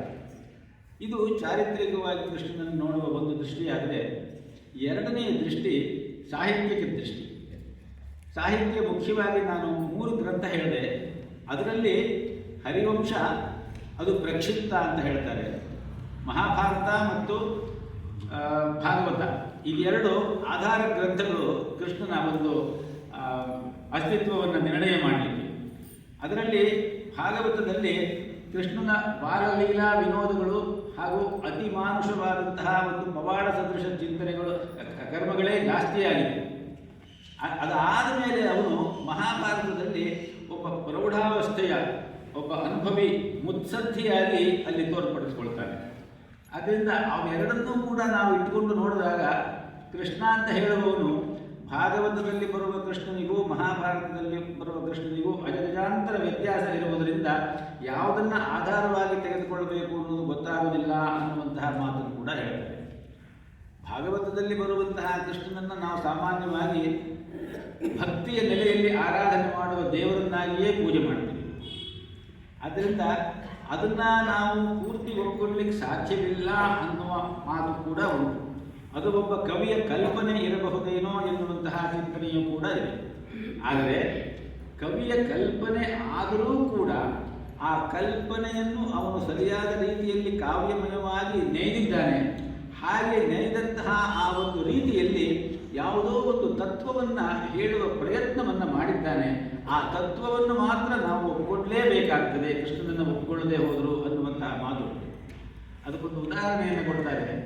ಶಿಲ್ಪಿಯೊಬ್ಬ ತನ್ನ ಕಲ್ಪನೆಯ ನೆಲೆಯಲ್ಲಿ ಒಂದು ಮೂರ್ತಿಯನ್ನು ಮನಸ್ಸಿನಲ್ಲಿ ಭಾವಿಸಿಕೊಳ್ತಾನೆ. ಅದು ಅವನ ಕಲ್ಪನೆಯೇ ಇರಬಹುದು. ಆದರೆ ಒಂದು ಕಲ್ಲಿನ ಮೇಲೆ ಅವನ ಕಲ್ಪನೆಯಲ್ಲಿ ಬಂದಂತಹ ಆ ಮೂರ್ತಿಯನ್ನು ಕಡಿತಾನೆ. ಅವನು ನೇತು ಹಾಕಿದ ಆ ಕಡೆದಂತಹ ಆ ಚಿತ್ರ ಇದೆಯಲ್ಲ, ಅದು ಮಾತ್ರ ಸತ್ಯವೇ, ಅದನ್ನು ಸತ್ಯ ಅಂತ ಒಪ್ಪಿಕೊಳ್ಳಲೇಬೇಕು. ಆ ರೀತಿಯಲ್ಲಿ ಸಾಹಿತ್ಯದಲ್ಲಿ ಬಂದಿರುವಂತಹ ಕೃಷ್ಣನನ್ನು ಕೂಡ ನಾವು ಅಷ್ಟರ ಮಟ್ಟಿಗೆ ಒಪ್ಪಬಹುದು ಅನ್ನುವಂತಹ ಮಾತು. ಇದು ಎರಡಲ್ಲದೆ ಇನ್ನೊಂದು ದೃಷ್ಟಿ ಯಾವುದು ಅಂತ ಕೇಳಿದ್ರೆ ಆಧ್ಯಾತ್ಮಿಕ ದೃಷ್ಟಿ. ಆಧ್ಯಾತ್ಮಿಕ ದೃಷ್ಟಿಯಲ್ಲಿ ಈ ನಮ್ಮ ಚಾರಿತ್ರಿಕವಾಗಿ ನೋಡುವಂತಹ ದೃಷ್ಟಿ ಅಥವಾ ಸಾಹಿತ್ಯದ ದೃಷ್ಟಿಯಿಂದ ನೋಡುವಂತಹ ಕೃಷ್ಣನ ಒಂದು ರೂಪರೇಖೆಗಳು ಇದೆರಡೂ ಕೂಡ ಗೌಣವಾಗುತ್ತೆ. ಆಧ್ಯಾತ್ಮಿಕ ದೃಷ್ಟಿಯಿಂದ ನೋಡಿದಾಗ ನಮಗಲ್ಲಿ ತತ್ವ ಏನು ಹೇಳ್ತಾ ಇದೆ ಆ ತತ್ವ ಮುಖ್ಯ ಆಗುತ್ತದೆ. ಆ ತತ್ವವನ್ನು ಹೇಳಿದವನು ಯಾವನೇ ಆಗಿರಲಿ, ಆ ತತ್ವ ಸರಿಯಾಗಿದ್ದರೆ ಅದನ್ನು ನಾವು ಒಪ್ಪಿಕೊಳ್ಳಲೇಬಹುದು. ಈಗ ಕೃಷ್ಣ ಇದ್ದನೋ ಇಲ್ವೋ ಒಂದು ಬೇಡ ಗೊತ್ತಿಲ್ಲ ನಮಗೆ, ಅದರ ವಿಚಾರ ಬಿಟ್ಟುಬಿಡೋಣ. ಆದರೆ ಕೃಷ್ಣ ಹೇಳಿದ್ದು ಅಂತ ನಂಬಿಕೊಂಡು ನಾವು ಅನುಸರಿಸಿಕೊಂಡು ಬರ್ತಾ ಇರುವಂತಹ ಭಗವದ್ಗೀತೆ, ಅವನ ತತ್ವ, ಇದನ್ನು ನಂಬಿಕೊಂಡು ಇದನ್ನು ಸರಿಯಾಗಿ ಅಧ್ಯಯನ ಮಾಡಿಕೊಂಡು ಕೃಷ್ಣನನ್ನು ಆರಾಧನೆ ಮಾಡಿ ಉಪಾಸನೆ ಮಾಡಿ ಪೂಜೆ ಮಾಡಿ ಆ ಜೀವನವನ್ನು ನಡೆಸಿದಂತಹ ಎಷ್ಟೋ ಜನ ಭಗವದ್ಭಕ್ತರು ಹಾಗೂ ಜ್ಞಾನಿಗಳು ಸಂತರು ಇವರೆಲ್ಲ ಉದ್ಧಾರವಾಗಿ ಹೋಗಿದ್ದಾರೆ, ಸಂಸಾರವನ್ನು ದಾಟಿಕೊಂಡು ಹೋಗಿಬಿಟ್ಟಿದ್ದಾರೆ. ಆದ್ದರಿಂದ ಅದು ನಮಗೆ ಬಹಳ ಮುಖ್ಯವಾಗ್ತದೆ. ಒಂದು ವೈಜ್ಞಾನಿಕ ಗ್ರಂಥ ಇದೆ ಅಂತ ಇಟ್ಕೊಳ್ಳೋಣ. ಆ ವೈಜ್ಞಾನಿಕ ಗ್ರಂಥದಲ್ಲಿ ಕೆಲವು ವಿಜ್ಞಾನದ ಸೂತ್ರಗಳನ್ನು ಹೇಳಿದ್ದಾರೆ. ಆ ವಿಜ್ಞಾನದ ಸೂತ್ರ ಸತ್ಯವೋ ಅಥವಾ ಸುಳ್ಳೋ ಅಂತ ಹೇಳಿ ಗೊತ್ತಾಗಬೇಕು ನಮಗೆ. ವಿಜ್ಞಾನದ ಆ ಪುಸ್ತಕವನ್ನು ಯಾರು ಬರೆದರು ಅನ್ನೋದು ಮುಖ್ಯವಲ್ಲ. ಪ್ರಯೋಗಶಾಲೆಗೆ ತೆಗೆದುಕೊಂಡು ಹೋಗಿ ಆ ವೈಜ್ಞಾನಿಕ ಗ್ರಂಥದಲ್ಲಿ ಏನೆಲ್ಲ ಹೇಳಿದ್ದಾರೋ ಅದನ್ನು ಪ್ರಯೋಗದ ಮೂಲಕ ಸರಿಯಾದ ರೀತಿಯಲ್ಲಿ ನಾವು ಪ್ರಯೋಗಶೀಲತೆಯಿಂದ ನೋಡಿದಾಗ ಅಲ್ಲಿ ಹೇಳಿರುವ ವಿಚಾರ ಸತ್ಯ ಅಂತ ಗೊತ್ತಾದರೆ ಅದನ್ನು ಯಾರೇ ಬರೆದಿರಲಿ ನಮ್ಗೆ ತೊಂದರೆ ಇಲ್ಲ. ಅದೊಂದು ಪ್ರಾಮಾಣಿಕವಾದ ಸಾರ್ವಕಾಲಿಕ ಸತ್ಯ ಅಂತ ಹೇಳಿ ದೃಢವಾಯಿತು. ಹಾಗೆಯೇ ಭಗವದ್ಗೀತೆಯಲ್ಲಿ ಬಂದಿರುವಂತಹ ತತ್ವ ಸತ್ಯವೋ ಸುಳ್ಳೋ ಅಂತ ಹೇಳುವುದಕ್ಕೆ ಇರುವ ಪ್ರಯೋಗ ಯಾವುದು? ನಮ್ಮ ಈ ನೆಲದಲ್ಲಿ ಅದನ್ನು ನಂಬಿಕೊಂಡು ಜೀವನ ಮಾಡಿ ಅದನ್ನು ಅನುಷ್ಠಾನ ಮಾಡಿ ಭಗವಂತನನ್ನು ಪ್ರೀತಿಯಿಂದ ಆರಾಧನೆ ಮಾಡಿ ಉಪಾಸನೆ ಮಾಡಿ ಭಗವದ್ಗೀತೆಯೇ ಜೀವನದ ಉಸಿರು ಅಂತ ಹೇಳಿದಂತಹ ಎಲ್ಲ ರೀತಿಯ ಸಾಧುಗಳು, ಸಂತರು, ಜ್ಞಾನಿಗಳು, ಋಷಿಗಳು, ಮುನಿಗಳು, ಪಾರಮಾರ್ಥಿಕ ಜೀವನದ ಎಲ್ಲ ಅಭ್ಯಸ್ತ ಗೃಹಸ್ಥರು ಎಲ್ಲರೂ ಕೂಡ ಅಂತಹ ಪ್ರಯೋಗಶಾಲೆ ಅಂತ ಹೇಳ್ತಾರೆ. ಅವರೆಲ್ಲ ಉದ್ಧಾರವಾಗಿ ಹೋಗಿರುವುದು ನಿಜ ಅಲ್ವಾ? ಆದ್ದರಿಂದ ಅದು ನಮಗೆ ಬಹಳ ಮುಖ್ಯ. ಇಲ್ಲಿ ಆಧ್ಯಾತ್ಮಿಕವಾಗಿ ಏನು ಹೇಳಿದ್ದಾರೆ ಅನ್ನುವುದು ಮುಖ್ಯ. ಕೃಷ್ಣ ಅದನ್ನೇ ಹೇಳುವುದು ಗೀತೆಯಲ್ಲಿ, ಆಧ್ಯಾತ್ಮ ವಿದ್ಯಾನಾಂ ಅಂತ ಹೇಳಿ, ಆಧ್ಯಾತ್ಮ ವಿದ್ಯೆಯಲ್ಲೇ ನಾನು ಇದ್ದೇನೆ ಅನ್ನುವಂತಹ ಮಾತನ್ನು ಹೇಳ್ತಾರೆ. ಈ ರೀತಿಯಲ್ಲಿ ಕೃಷ್ಣನ ಈ ವ್ಯಕ್ತಿತ್ವವನ್ನು ನಾವು ಮನಸ್ಸಿನಲ್ಲಿ ಇಟ್ಟುಕೊಂಡು ಗೀತೆಯ ಚಿಂತನೆಯನ್ನು ಮಾಡಬೇಕು ಅಂತ ಹೇಳ್ತಾರೆ. ಗೀತೆ ಜಗತ್ತಿನ ಎಲ್ಲ ಭಾಷೆಗಳಲ್ಲೂ ಕೂಡ ತರ್ಜಮೆ ಆಗಿದೆ. ಜಗತ್ತಿನ ನಾನಾ ಭಾಷೆಯ ವಿದ್ವಾಂಸರುಗಳೆಲ್ಲ ಆ ಗೀತೆಯಲ್ಲಿಯ ಒಂದು ಭಾಷೆಯ ಆ ಒಂದು ಮನೋಹರತೆ, ಅದರ ಲಾಲಿತ್ಯ, ಅದರ ಸೌಂದರ್ಯ ಹಾಗೂ ಆ ವಿಚಾರದ ಒಂದು ಗಾಂಭೀರ್ಯ, ಘನತೆ ಇವುಗಳಿಂದ ಮಾರು ಹೋಗಿ ಅತ್ಯಂತ ಪ್ರೀತಿಯಿಂದ ತಮ್ಮ ತಮ್ಮ ಭಾಷೆಗಳಿಗೆ ಅದನ್ನು ಅನುವಾದ ಮಾಡಿದ್ದಾರೆ ಅಂತ ಹೇಳ್ತಾರೆ. ಮೊದಲಿಗೆ ಈ ಗೀತೆ ಇಂಗ್ಲಿಷ್ಗೆ ಅನುವಾದ ಆಗಿದ್ದು ಈಸ್ಟ್ ಇಂಡಿಯಾ ಕಂಪನಿ ಭಾರತಕ್ಕೆ ಬಂದ ಹೊಸದರಲ್ಲಿ. ಸರ್ ಚಾರ್ಲ್ಸ್ ವಿಲ್ಕಿನ್ಸ್ ಅನ್ನುವಂತಹ ಒಬ್ಬ ಮಹನೀಯ ಈ ಭಗವದ್ಗೀತೆಯನ್ನು ಇಂಗ್ಲಿಷಿಗೆ ತರ್ಜುಮೆ ಮಾಡ್ತಾನೆ. ಆ ತರ್ಜುಮೆ ಆದಂತಹ ಭಗವದ್ಗೀತಾ ಗ್ರಂಥ ಭಾರತದ ಮೊದಲ ಗವರ್ನರ್ ಜನರಲ್ ಆಗಿದ್ದಂತಹ ವಾರನ್ ಹೇಸ್ಟಿಂಗ್ಸ್ ಅವನ ಒಂದು ಮುನ್ನುಡಿಯಲ್ಲಿ ಅದು ಪಬ್ಲಿಷ್ ಆಗಿದೆ. ಆ ಮುನ್ನುಡಿಯಲ್ಲಿ ವಾರನ್ ಹೇಸ್ಟಿಂಗ್ಸ್ ಹೀಗೆ ಬರೀತಾನೆ: ಭಾರತೀಯ ತತ್ವ ಚಿಂತನೆಯನ್ನು ಬರೆದಂತಹ ಎಲ್ಲ ಮಹನೀಯರು ಹಾಗೂ ಅದರಲ್ಲಿ ಬಂದಿರುವಂತಹ ಎಲ್ಲ ತತ್ವ ಚಿಂತನೆಗಳೂ ಕೂಡ ಬ್ರಿಟಿಷ್ ಸಾಮ್ರಾಜ್ಯ ಅವಸಾನ ಆದ ಮೇಲೆ ನಮ್ಮ ಎಲ್ಲ ಸಂಪತ್ತು ಸೂರೆಗೊಂಡು ನಾವು ಇಲ್ಲಿಂದ ಹೋಗಿ ಎಷ್ಟೋ ಕಾಲವಾದ ಮೇಲೂ ಕೂಡ ಆ ತತ್ವ ಇಲ್ಲಿನ ಜನರಲ್ಲಿ ಒಂದು ಸಾಂಸ್ಕೃತಿಕ ಧಾರ್ಮಿಕ ಉತ್ಥಾನವನ್ನು ಸರಿಯಾದ ರೀತಿಯಲ್ಲಿ ಮಾಡುವುದಕ್ಕೆ ಯೋಗ್ಯವಾದ ರೀತಿಯಲ್ಲಿ ಅಷ್ಟು ಅಧಿಕಾರವುಳ್ಳದ್ದಾಗಿ ಇಲ್ಲಿಯೇ ಇರುತ್ತದೆ ಎನ್ನುವಂತಹ ಮಾತನ್ನು ವಾರನ್ ಹೇಸ್ಟಿಂಗ್ಸ್ ಬರೀತಾರೆ. ಅದು ಆಗಿ ಮತ್ತೆ 100 ವರ್ಷಕ್ಕೆ ಇನ್ನೊಬ್ಬ ಇಂಗ್ಲಿಷ್ ಮನುಷ್ಯ ಅದನ್ನು ಇಂಗ್ಲಿಷ್ಗೆ ಮಾಡ್ತಾನೆ. ಸರ್ ಎಡ್ವಿನ್ ಆರ್ನಾಲ್ಡ್ ಅನ್ನುವ ಒಬ್ಬ ವ್ಯಕ್ತಿ, ಆತ ದೊಡ್ಡ ಅಕಾಡೆಮಿಷಿಯನ್ನು. ಅವನು ಭಾರತದಲ್ಲಿ ಕೆಲಸ ಮಾಡ್ತಾ ಇದ್ದ 16 ಕಡೆ. ಪೂನಾದಲ್ಲಿ ಅವನು ಕೆಲಸ ಮಾಡುವ ಅವನ ಕಾಲ 1832ರಿಂದ 1934. ಅವನು ಪೂನಾದಲ್ಲಿ ಅಲ್ಲಿ ಇಲ್ಲಿ ಕೆಲಸ ಮಾಡುವಾಗ ಸಂಸ್ಕೃತ ಭಾಷೆಯ ಮೇಲೆ ತುಂಬ ಪ್ರೀತಿ ಉಂಟಾಗಿ ಆ ಸಂಸ್ಕೃತ ಭಾಷೆಯನ್ನು ಅಧ್ಯಯನ ಮಾಡಿದವನು ಗೀತೆಯನ್ನು ಅಧ್ಯಯನ ಮಾಡ್ತಾನೆ. ಗೀತೆಯನ್ನು ಅಧ್ಯಯನ ಮಾಡಿ ಅವನಿಗೆ ಅದು ತುಂಬ ಇಷ್ಟ ಆಗ್ತದೆ ಆ ಗ್ರಂಥ. ಅವನ ಕಾರ್ಯಕಾಲ ಎಲ್ಲ ಮುಗಿದ ಮೇಲೆ ಅವನು ಇಂಗ್ಲೆಂಡಿಗೆ ಹೊರಟೋಗ್ತಾನೆ. ಅಲ್ಲಿಗೆ ಹೋದ ಮೇಲೆ ಅವನು ಈ ಭಗವದ್ಗೀತೆಯನ್ನು ಕುರಿತು ಒಂದು ಗ್ರಂಥವನ್ನು ಭಗವದ್ಗೀತೆಯನ್ನು ಇಂಗ್ಲೀಷ್ಗೆ ಅನುವಾದ ಮಾಡ್ತಾನೆ. ಸಾಂಗ್ ಸೆಲೆಸ್ಟಿಯಲ್ ಅಂತ ಹೇಳಿ, ಸ್ವರ್ಗೀಯ ಗಾನ ಎನ್ನುವ ಹೆಸರಿನಲ್ಲಿ. ಅದೇ ರೀತಿ ಇನ್ನೊಂದು ಗ್ರಂಥವನ್ನು ಬರೆದಿದ್ದಾನೆ ಅವನು. ಏಷ್ಯಾದ ಅತ್ಯಂತ ದೊಡ್ಡ ಚಿಂತಕ ಅಂತ ಹೇಳುವ ಬುದ್ಧನ ವಿಚಾರವಾಗಿ ಲೈಟ್ ಆಫ್ ಏಷ್ಯಾ ಅನ್ನುವಂತಹ ಒಂದು ಗ್ರಂಥವನ್ನು ಬರೆದಿದ್ದಾನೆ. ಈ ಎರಡೂ ಗ್ರಂಥಗಳು ಕೂಡ ಆಧಾರ ಗ್ರಂಥಗಳಾಗಿ ಸುಮಾರು 60ರಿಂದ 70 ಸಾರಿ ಮರುಮುದ್ರಣಗಳನ್ನು ಕಂಡಿದೆ ಅಂತ ಹೇಳ್ತಾರೆ. ಗೀತೆ ಸ್ವಾಮಿ ರಂಗನಾಥಾನಂದರಿಗೆ ಹೇಳುವಂತೆ ಮಾನವೀಯ ಸಮಸ್ಯೆಗಳನ್ನು ಮಾನವೀಯ ರೀತಿಯಿಂದ ಮಾನವರಿಗಾಗಿ ಬೋಧಿಸಿದ ಮಾನವೀಯ ದಯಾನುಕಂಪವುಳ್ಳ ಒಂದು ಅಮೃತ ಸದೃಶವಾದಂತಹ ಒಂದು ತತ್ವಗ್ರಂಥ ಅನ್ನುವಂತಹ ಮಾತನ್ನು ಹೇಳ್ತಾರೆ.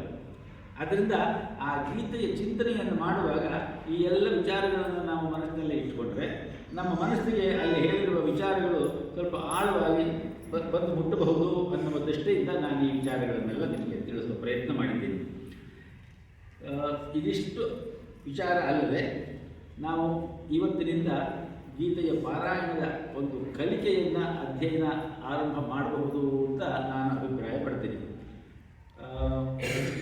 ಪಾರಾಯಣ ಕಲಿಯುವ ಮೊದಲು, ಗೀತೆಯ ಪಾರಾಯಣಕ್ಕೆ ಮೊದಲು 9 ಧ್ಯಾನ ಶ್ಲೋಕಗಳನ್ನು ಹೇಳಿದ್ದಾರೆ. ಸಾಮಾನ್ಯವಾಗಿ ಪಾರಾಯಣ ಮಾಡುವಾಗ ಆ ಧ್ಯಾನ ಶ್ಲೋಕಗಳನ್ನು ಹೇಳಿಕೊಂಡು ಪಾರಾಯಣ ಮಾಡುವುದು ಒಂದು ಅಭ್ಯಾಸ. ಅಂಗನ್ಯಾಸ ಕರನ್ಯಾಸಗಳನ್ನು ಕೂಡ ಮಾಡ್ತಾರೆ.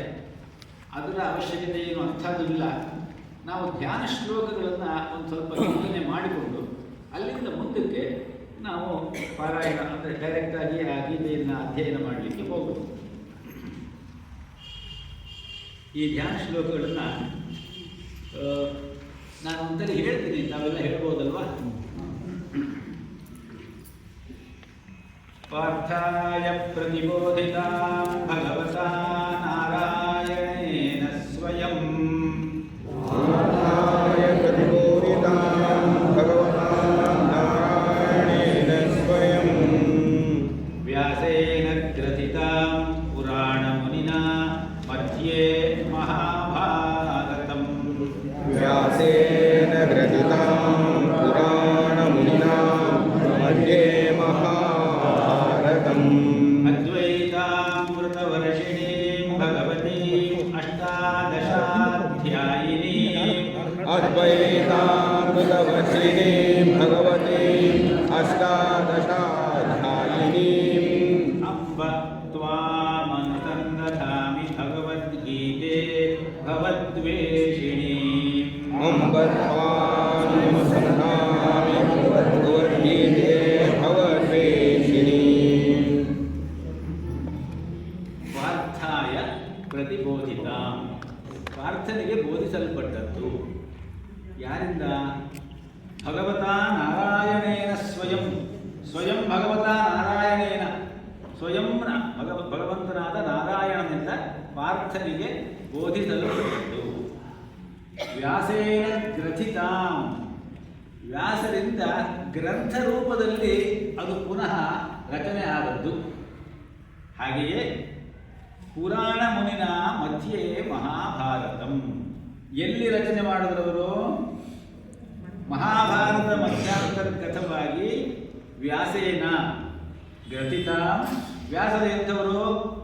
ವ್ಯಾಸರಿಗೆ ಒಂದು ವಿಶೇಷಣವನ್ನು ಕೊಟ್ಟಿದ್ದಾರೆ, ಪುರಾಣ ಮುನಿನ. ಪುರಾಣವನ್ನು ಹೇಳುವುದರಲ್ಲಿ ವಿಶೇಷವಾದ ಪ್ರಾವೀಣ್ಯವನ್ನು ಇಟ್ಟುಕೊಂಡವರು ವ್ಯಾಸರು. ಬ್ರಹ್ಮಸೂತ್ರ ಶಂಕರಾಚಾರ್ಯರು ಬ್ರಹ್ಮಸೂತ್ರದ ಭಾಷ್ಯದ ಪ್ರಾರಂಭದಲ್ಲಿ ವ್ಯಾಸರ ವ್ಯಕ್ತಿತ್ವವನ್ನು ಹೀಗೆ ಹೇಳ್ತಾರೆ: ಅಪಾಂತರತಮೋ ವೇದಾಚಾರ್ಯ ಪುರಾಣ ಋಷಿ ಕಲಿದ್ವಾಪರಯೋ ಸಂಧೌ ಕೃಷ್ಣದ್ವೈಪಾಯನ ಸಂಬಭೂವ ಎಂಬ ಮಾತನ್ನು ಹೇಳ್ತಾರೆ. ಅಪಾಂತರತಮ, ವ್ಯಾಸ ಮಹರ್ಷಿಗಳು ಅವರಿಗೆ ಒಂದು ವಿಶೇಷವಾದ ಒಂದು ಅಡ್ಜೆಕ್ಟಿವ್, ವಿಶೇಷಣ ಅಪಾಂತರತಮ. ಅಪ ಅಂತರ ತಮ, ಅಂತರ ಅಂದರೆ ಒಳಗಡೆ, ತಮ ಅಂದರೆ ಕತ್ತಲು, ಅಪ ಅಂದರೆ ಹೋಗಲಾಡಿಸು. ಒಳಗಿರುವ ಕತ್ತಲೆಯನ್ನು ಹೋಗಲಾಡಿಸುವಂತಹ ವೇದಾಚಾರ್ಯ, ವೇದಗಳನ್ನೆಲ್ಲ ಎಡಿಟ್ ಮಾಡಿ 4 ವೇದಗಳನ್ನು 4 ಶಿಷ್ಯರಿಗೆ ಕೊಟ್ಟವರು. ಪುರಾಣ ಋಷಿ, ಪುರಾಣಗಳನ್ನು ರಚನೆ ಮಾಡಿದರು. ಎಷ್ಟು ಪುರಾಣಗಳನ್ನು ರಚನೆ ಮಾಡಿದ್ದಾರೆ? 18 ಪುರಾಣಗಳನ್ನು ರಚನೆ ಮಾಡಿದ್ದಾರೆ ಅಲ್ವೇ? ಆ 18 ಪುರಾಣಗಳನ್ನು ರಚನೆ ಮಾಡಿದಂತಹ ವೇದಾಚಾರ್ಯರಾದ ಅಪಾಂತರತಮ ಅಂದರೆ ನಮ್ಮ ಅಂತರಂಗದ ಅಜ್ಞಾನವೆಂಬ ಕತ್ತಲೆಯನ್ನು ನಾಶ ಮಾಡುವಂತಹ ಕೃಷ್ಣದ್ವೈಪಾಯನರೆಂಬ ಆ ಮುನಿ ಕಲಿದ್ವಾಪರಯೋ ಸಂಧವು ಬಭೂವ ಸಂಬಭೂವ, ಕಲಿ ಮತ್ತು ದ್ವಾಪರಗಳ ಸಂಧಿ ಕಾಲದಲ್ಲಿ ಅವತಾರ ಮಾಡಿದ ಅನ್ನುವ ಮಾತನ್ನು ಹೇಳ್ತಾರೆ. ಹಾಗಾಗಿ ಪುರಾಣ ಮುನಿನ ವ್ಯಾಸೇನ ಮಹಾಭಾರತಂ ಮಧ್ಯೆ ಗ್ರಥಿತ, ಪುರಾಣ ಋಷಿಯಾದ ವ್ಯಾಸರಿಂದ ಮಹಾಭಾರತದ ಮಧ್ಯದಲ್ಲಿ ಅದನ್ನು ಸೇರಿಸಿ ಗ್ರಥಿತ ಅಂತ ಹೇಳಿದರೆ ಗ್ರಂಥ ರೂಪದಲ್ಲಿ ಅದನ್ನು ಅಧ್ಯಯನ ಮಾಡಲಿಕ್ಕೆ ಆಗುವಂತಹ ರೀತಿಯಲ್ಲಿ ಕೊಟ್ಟಿರುವುದು.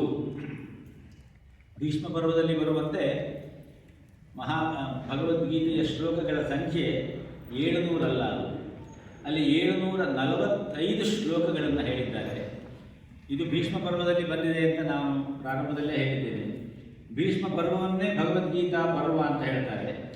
ಆದರೆ ಭೀಷ್ಮ ಪರ್ವದ 25ನೆಯ ಅಧ್ಯಾಯದಿಂದ 42ನೆಯ ಅಧ್ಯಾಯದವರೆಗೆ ಇರುವ 18 ಅಧ್ಯಾಯಗಳು ಭಗವದ್ಗೀತಾ ಅನ್ನುವ ರೀತಿಯಲ್ಲಿ ಹೇಳ್ತಾರೆ. ಅದನ್ನು ಅದು ಮುಖ್ಯವಾಗಿ 700 ಶ್ಲೋಕಗಳು ಇವತ್ತು ನಮಗೆ ಸಿಕ್ಕಿರುವುದನ್ನು ಶಂಕರಾಚಾರ್ಯರು ಮೊದಲ ಬಾರಿಗೆ ಈ 700 ಶ್ಲೋಕಗಳೇ ಅಧಿಕೃತವಾದ ಗೀತೆ ಅನ್ನುವಂತಹ ರೀತಿಯಲ್ಲಿ ಅದನ್ನು ಆರಿಸಿ ಅದಕ್ಕೆ ಭಾಷ್ಯ ಬರೆದರು ಅನ್ನುವಂತಹ ಮಾತನ್ನು ನಾವು ಓದ್ತೀವಿ.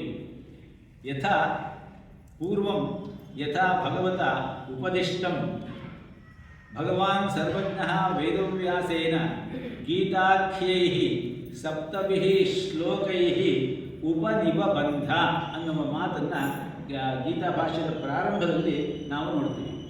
ಯಾವ ಚಿಂತನೆಯನ್ನು ಭಗವಂತನಾದ ಶ್ರೀಕೃಷ್ಣ ಅಥವಾ ನಾರಾಯಣ, ಇಲ್ಲಿ ನಾರಾಯಣ ಅಂತ ಹೇಳಿದ್ದಾರೆ, ನಾರಾಯಣೇನ ಸ್ವಯಂ ಭಗವತ ಬೋಧಿತಂ ಅಂತ ಹೇಳಿ ಯಾವ ಚಿಂತನೆಯನ್ನು ಸಾಕ್ಷಾತ್ ಭಗವಂತ ಹೇಳಿದನೋ ಅದನ್ನೇ ಸಂಪೂರ್ಣವಾಗಿ ಸರಿಯಾದ ರೀತಿಯಲ್ಲಿ ಕಾವ್ಯ ರೂಪದಲ್ಲಿ 700 ಶ್ಲೋಕಗಳ ಅನುಷ್ಠುಪ್ ಛಂದಸ್ಸಿನ ರೂಪದಲ್ಲಿ ವ್ಯಾಸರು ಅದನ್ನು ಅಲ್ಲಿ ಗ್ರಥಿತ ಕಾಣಿಸಿದ್ದಾರೆ. ಅದನ್ನು ನಾನು ಎತ್ತಿಕೊಂಡು ಅದಕ್ಕೆ ಭಾಷ್ಯವನ್ನು ಬರಿತಾ ಇದ್ದೀನಿ ಅಂತ ಹೇಳಿ ಶಂಕರಾಚಾರ್ಯರು ಅಲ್ಲಿ ಹೇಳ್ತಾರೆ. ಆ ರೀತಿಯಲ್ಲಿ ವ್ಯಾಸೇನ ಗ್ರಥಿತಾಂ ಪುರಾಣ ಮುನಿನ ಮಧ್ಯೆ ಮಹಾಭಾರತಂ. ಎಂಥ ಗ್ರಂಥ ಇದು! ಅದ್ವೈತ ಅಮೃತ ವರ್ಷಿಣಿ, ಅದ್ವೈತವೆಂಬ ನಿತ್ಯ ಸತ್ಯವನ್ನು ಎತ್ತಿ ತೋರಿಸುವ, ಅಮೃತವನ್ನು ಸುರಿಸುವ ಒಂದು ಮಹಾಕಾವ್ಯ. ಅದ್ವೈತ ಅಂತ ಹೇಳಿದ್ರೆ ಆಚಾರ್ಯತ್ರಯರಿಂದ ಬಂದಂತಹ ದ್ವೈತ, ಅದ್ವೈತ ಮತ್ತು ವಿಶಿಷ್ಟಾದ್ವೈತ ಅನ್ನುವ ಆ ಮಟ್ಟಕ್ಕೆ ಬರಕೂಡದು. ನಾವು ವೇದದಲ್ಲಿ ಹೇಳಿರುವ ಏಕಂ ಸದ್ವಿಪ್ರ ಬಹುಧಾ ವದಂತೆ ಇಂದ್ರಂ ಯಮಂ ಅಗ್ನಿಂ ವರುಣಂ ವಾ ಅಂತ ಹೇಳ್ಬಿಟ್ಟು ಹೇಳುತ್ತೆ ವೇದ. ಒಂದೇ ಇರುವುದು ತತ್ವ, ದೇವರು ಒಬ್ಬನೇ, ನಾಮ ಹಲವು ಅನ್ನುವಂತಹ ಮಾತು ಉಂಟಲ್ಲ. ಆದ್ದರಿಂದ ನಿತ್ಯ ಸತ್ಯ ಬುದ್ಧ ಮುಕ್ತ ಸ್ವರೂಪನಾದ ಏಕಮೇವ ದ್ವಿತೀಯನಾದ ಆ ಭಗವಂತನನ್ನ ಅದ್ವೈತ ಅನ್ನುವ ಅರ್ಥದಲ್ಲಿ ಇಲ್ಲಿ ಹೇಳಿದ್ದಾರೆ. ಅಂತಹ ಆ ಒಬ್ಬನೇ ಆಗಿರುವಂತಹ ಆ ಭಗವಂತನ ಸಂಪೂರ್ಣ ತತ್ವವನ್ನು ಅಮೃತ ವರ್ಷಿಣಿ ಹೇಳುವಂತಹ ಒಂದು ಕಾವ್ಯ. ಅಷ್ಟಾದಶಾಧ್ಯಾಯಿನಿ ಭಗವತಿ, ಗೀತೆಯನ್ನು ಭಗವತಿ ಅನ್ನುವಂತಹ ಒಂದು ದೇವಿಯ ರೂಪದಲ್ಲಿ ಇಲ್ಲಿ ನೋಡಿದ್ದಾರೆ. ಈ ಶ್ಲೋಕಗಳನ್ನೆಲ್ಲ ಬರೆದವರು ಎರಡು ರೀತಿಯಲ್ಲಿ ಅಭಿಪ್ರಾಯ ಉಂಟು. ಸ್ವಾಮಿ ರಂಗನಾಥಾನಂದಜಿಯವರು 16ನೇ ಶತಮಾನದಲ್ಲಿದ್ದ ಶ್ರೀಧರ ಸ್ವಾಮಿಗಳಿಂದ ಈ ಶ್ಲೋಕಗಳು ರಚಿತವಾಗಿರಬಹುದು ಎನ್ನುವ ಅಭಿಪ್ರಾಯ ಉಂಟು ಅಂತ ಹೇಳಿದ್ದಾರೆ. ಆದರೆ ಅಧಿಕೃತವಾಗಿ ಭಾರತ ದರ್ಶನದವರು, ಈ ತ್ಯಾಗರಾಜನಗರದವರು ಭಾರತ ದರ್ಶನವನ್ನು ಅಧಿಕೃತವಾದಂತಹ ಒಂದು ಸಂಪಾದಕ ಮಂಡಳಿ, ವಿದ್ವಾಂಸರ ಸಂಪಾದಕ ಮಂಡಳಿಯಿಂದ ಅದು ರಚಿತವಾಗಿರುವುದು. ಅದರಲ್ಲಿ ಈ ಧ್ಯಾನ ಶ್ಲೋಕಗಳನ್ನು ಮಾಡಿದವರು ಮಧುಸೂದನ ಸರಸ್ವತಿಗಳು ಎನ್ನುವಂತಹ 16 ಮತ್ತು 17ನೇ ಶತಮಾನಕ್ಕೆ ಸೇರಿದ ಮಹಾನ್ ಅದ್ವೈತ ಪ್ರಕಾಂಡ ಪಂಡಿತರು ಅನ್ನುವಂತಹ ಮಾತನ್ನು ಹೇಳಿದ್ದಾರೆ. ಆದ್ದರಿಂದ ಇದನ್ನು ಮಧುಸೂದನ ಸರಸ್ವತಿಗಳೇ ರಚನೆ ಮಾಡಿದ್ದಾರೆ ಎನ್ನುವುದನ್ನೇ ನಾವು ತಗೊಳ್ಬೇಕಾಗ್ತದೆ. ಆದ್ದರಿಂದ ಇದನ್ನು ಭಗವತಿ ಅಂದರೆ ಭಗವತಿಯಾದ ಅಷ್ಟಾದಶಾಧ್ಯಾಯಿನಿ, ಆ ಭಗವತಿಯ ಸ್ವರೂಪ ಏನು, ಅವಳ ಅಂಗಾಂಗಗಳೇನು ಅಂದರೆ 18 ಅಧ್ಯಾಯಗಳೆಂಬ ಅಂಗಾಂಗಗಳಿಂದ ಕೂಡಿದ ಗೀತಾ ಎಂಬ ಭಗವತಿ. ಅವಳನ್ನು ಇಲ್ಲಿ ಪ್ರಾರ್ಥನೆ ಮಾಡ್ತಾ ಇದ್ದಾರೆ. ಅಂಬ ತಾಯಿ, ತ್ವಾಂ ಅನುಸಂಧಾಮಿ, ನಿನ್ನನ್ನು ನಾನು ಸರಿಯಾದ ರೀತಿಯಲ್ಲಿ ಅಧ್ಯಯನ ಮಾಡಲಿಕ್ಕಾಗಿ ಕುಳಿತುಕೊಂಡಿದ್ದೇನೆ. ಭಗವದ್ಗೀತೆ ಭವದ್ವೇಷಿಣಿ, ಅಂಬಾ ಭಗವದ್ಗೀತೆ ತ್ವಾಂ ಅನುಸಂಧಾಮಿ, ನಿನ್ನನ್ನು ನಾನು ಸರಿಯಾದ ರೀತಿಯಲ್ಲಿ ಅನುಸಂಧಾನ ಅಧ್ಯಯನ ಮಾಡ್ತೀನಿ. ನೀನು ಎಂಥವಳು ಅಂತ ಕೇಳಿದ್ರೆ ಭವದ್ವೇಷಿಣಿ, ಸಂಸಾರವನ್ನು ದ್ವೇಷ, ಭವ ಅಂದರೆ ಸಂಸಾರವನ್ನು ದ್ವೇಷ ಮಾಡುವುದು. ಸಂಸಾರವನ್ನು ಯಾಕೆ ದ್ವೇಷ ಮಾಡಬೇಕು? ನಾವೆಲ್ಲ ಸಂಸಾರದಲ್ಲೇ ಇದ್ದೀವಲ್ಲ, ಸಂಸಾರವನ್ನು ದ್ವೇಷ ಮಾಡಿದರೆ ನಾವು ಅದನ್ನು ಯಾಕೆ ಓದಬೇಕು? ಸಂಸಾರದ ಬಗ್ಗೆ ನಮಗೆ ವಿರಕ್ತಿ ಬರಬೇಕಾ? ಹಾಗಾದರೆ ಭವ ಅಂತ ಹೇಳಿದ್ರೆ ಸಂಸಾರವನ್ನು ಮಾಮುಪೇತ್ಯ ಪುನರ್ಜನ್ಮ ದುಃಖಾಲಯಂ ಅಶಾಶ್ವತಂ ನಾಪ್ನುವಂತಿ ಮಹಾತ್ಮಾನಂ ಸಂಸಿದ್ಧಿಂ ಪರಮಾಂ ಗತಾಃ ಅಂತ ಹೇಳಿ ಭಗವಂತನಾದ ಶ್ರೀಕೃಷ್ಣ ಅಕ್ಷರ ಬ್ರಹ್ಮಯೋಗ 8ನೇ ಅಧ್ಯಾಯದಲ್ಲಿ ಸ್ಪಷ್ಟವಾಗಿ ಹೇಳ್ತಾರೆ. ದುಃಖಾಲಯಂ ಅಶಾಶ್ವತಂ, ಸಂಸಾರ ಅಂತ ಹೇಳುವುದು ಸಂಸಾರ ಅಂದರೆ ಈ ಜಗತ್ತು. ಸಂಸಾರ ಅಂತ ಹೇಳುವುದು ದುಃಖದ ಆಲಯ, ಅಶಾಶ್ವತ. ಇದು ನಿರಂತರವಾಗಿ ಇರುವಂಥದ್ದಲ್ಲ. ಇವತ್ತು ಇದೆ, ನಾಳೆ ಇಲ್ಲ. ನಳಿನಿ ದಳಗತ ಜಲಮತಿ ತರಲಂ ತದ್ವತ್ ಜೀವಿತಂ ಅತಿಶಯ ಚಪಲಂ ವಿಧಿ ವ್ಯಾಧಿ ಅಭಿಮಾನಗ್ರಸ್ತಂ ಲೋಕಂ ಶೋಕಹತಂಚ ಸಮಸ್ತಂ ಭಜ ಗೋವಿಂದಂ ಭಜ ಗೋವಿಂದಂ ಗೋವಿಂದಂ ಭಜ ಮೂಢಮತೆ ಅನ್ನುವ ಮಾತನ್ನು ಆಚಾರ್ಯ ಶಂಕರರು ತಮ್ಮ ಭಜಗೋವಿಂದಂ ಸ್ತೋತ್ರದಲ್ಲಿ ಹೇಳಿದ್ದಾರೆ. ಹೇಗೆ ಒಂದು ಕಮಲ ಪತ್ರದ ಮೇಲೆ ಬಿದ್ದಿರುವಂತಹ ನೀರಿನ ಬಿಂದು, ಅದನ್ನು ಹೀಗೆ ಮಾಡಿದ್ರೆ ಅಲ್ಲಿ ನೀರಿದೆ ಅನ್ನೋದೇ ಗೊತ್ತಾಗಲ್ಲ ನಮಗೆ. ನಳಿನಿ ದಲಗತ ಜಲಂ ಅತಿ ತರಲಂ ತದ್ವತ್ ಜೀವಿತಂ ಅತಿಶಯ ಚಪಲಂ. ಹಾಗೆಯೇ ಈ ಜೀವನವೂ ಕೂಡ ಅತ್ಯಂತ ಚಪಲವಾದದ್ದು, ಚಂಚಲವಾದದ್ದು. ಈ ನಿಮಿಷಕ್ಕೆ ಇದೆ, ಮುಂದಿನ ನಿಮಿಷಕ್ಕೆ ಇದೆ ಗ್ಯಾರಂಟಿ ಇಲ್ಲ. ಆ ರೀತಿಯಲ್ಲಿ ಇಡೀ ಸಂಸಾರವನ್ನು ದುಃಖಾಲಯ ಅಂತ ಕೃಷ್ಣ ಹೇಳಿದ್ದಾರೆ. ಯಾರು ನನ್ನನ್ನು ಸೇರಿ ಈ ಅಶಾಶ್ವತವಾದ ಮತ್ತು ದುಃಖದ ಮನೆಯಾದ ಈ ಸಂಸಾರವನ್ನು ಬಿಟ್ಟು ಸರಿಯಾದ ರೀತಿಯಲ್ಲಿ ನನ್ನನ್ನು ಪ್ರಯತ್ನಪಟ್ಟು ಅಧ್ಯಯನ ಮಾಡಿ ನನ್ನನ್ನು ಸೇರಿಕೊಳ್ತಾರೋ ನಾಪ್ನುವಂತಿ ಮಹಾತ್ಮಾನಂ ಸಂಸಿದ್ಧಿಂ ಪರಮಾಂ ಗತಃ, ಅವರು ಸಂಸಿದ್ಧಿಯನ್ನು ಪಡಿತಾರೆ. ಅವರು ಮಹಾತ್ಮರು. ಅವರು ದುಃಖಾಲಯಂ ಅಶಾಶ್ವತಂ ಲೋಕಂ ನ ಆಪ್ನುವಂತಿ, ಮತ್ತೆ ಬರುವುದಿಲ್ಲ ಅವರು ಅನ್ನುವಂತಹ ಮಾತನ್ನು ಕೃಷ್ಣ ಹೇಳ್ತಾನೆ. ಆ ರೀತಿಯಲ್ಲಿ ಭವದ್ವೇಷಿಣಿ, ಸೃಕೃತ್ ಗೀತಾಂಬಸಿ ಸ್ನಾನಂ ಸಂಸಾರ ಮಲನಾಶನಂ ಅನ್ನುವಂತಹ ಒಂದು ಗೀತೆಯ ವಿಶೇಷವನ್ನು ಹೇಳುವಂತಹ ಒಂದು ಶ್ಲೋಕವೂ ಇದೆ ಗೀತಾ ಮಹಾತ್ಮೆಯಲ್ಲಿ. ಮಲ ನಿರ್ಮೋಚನಂ ಪುಂಸಾಂ ಜಲಸ್ನಾನಂ ದಿನೇ ದಿನೇ ಸಕೃತ್ ಗೀತಾಂಬಸಿ ಸ್ನಾನಂ ಸಂಸಾರ ಮಲನಾಶನಂ.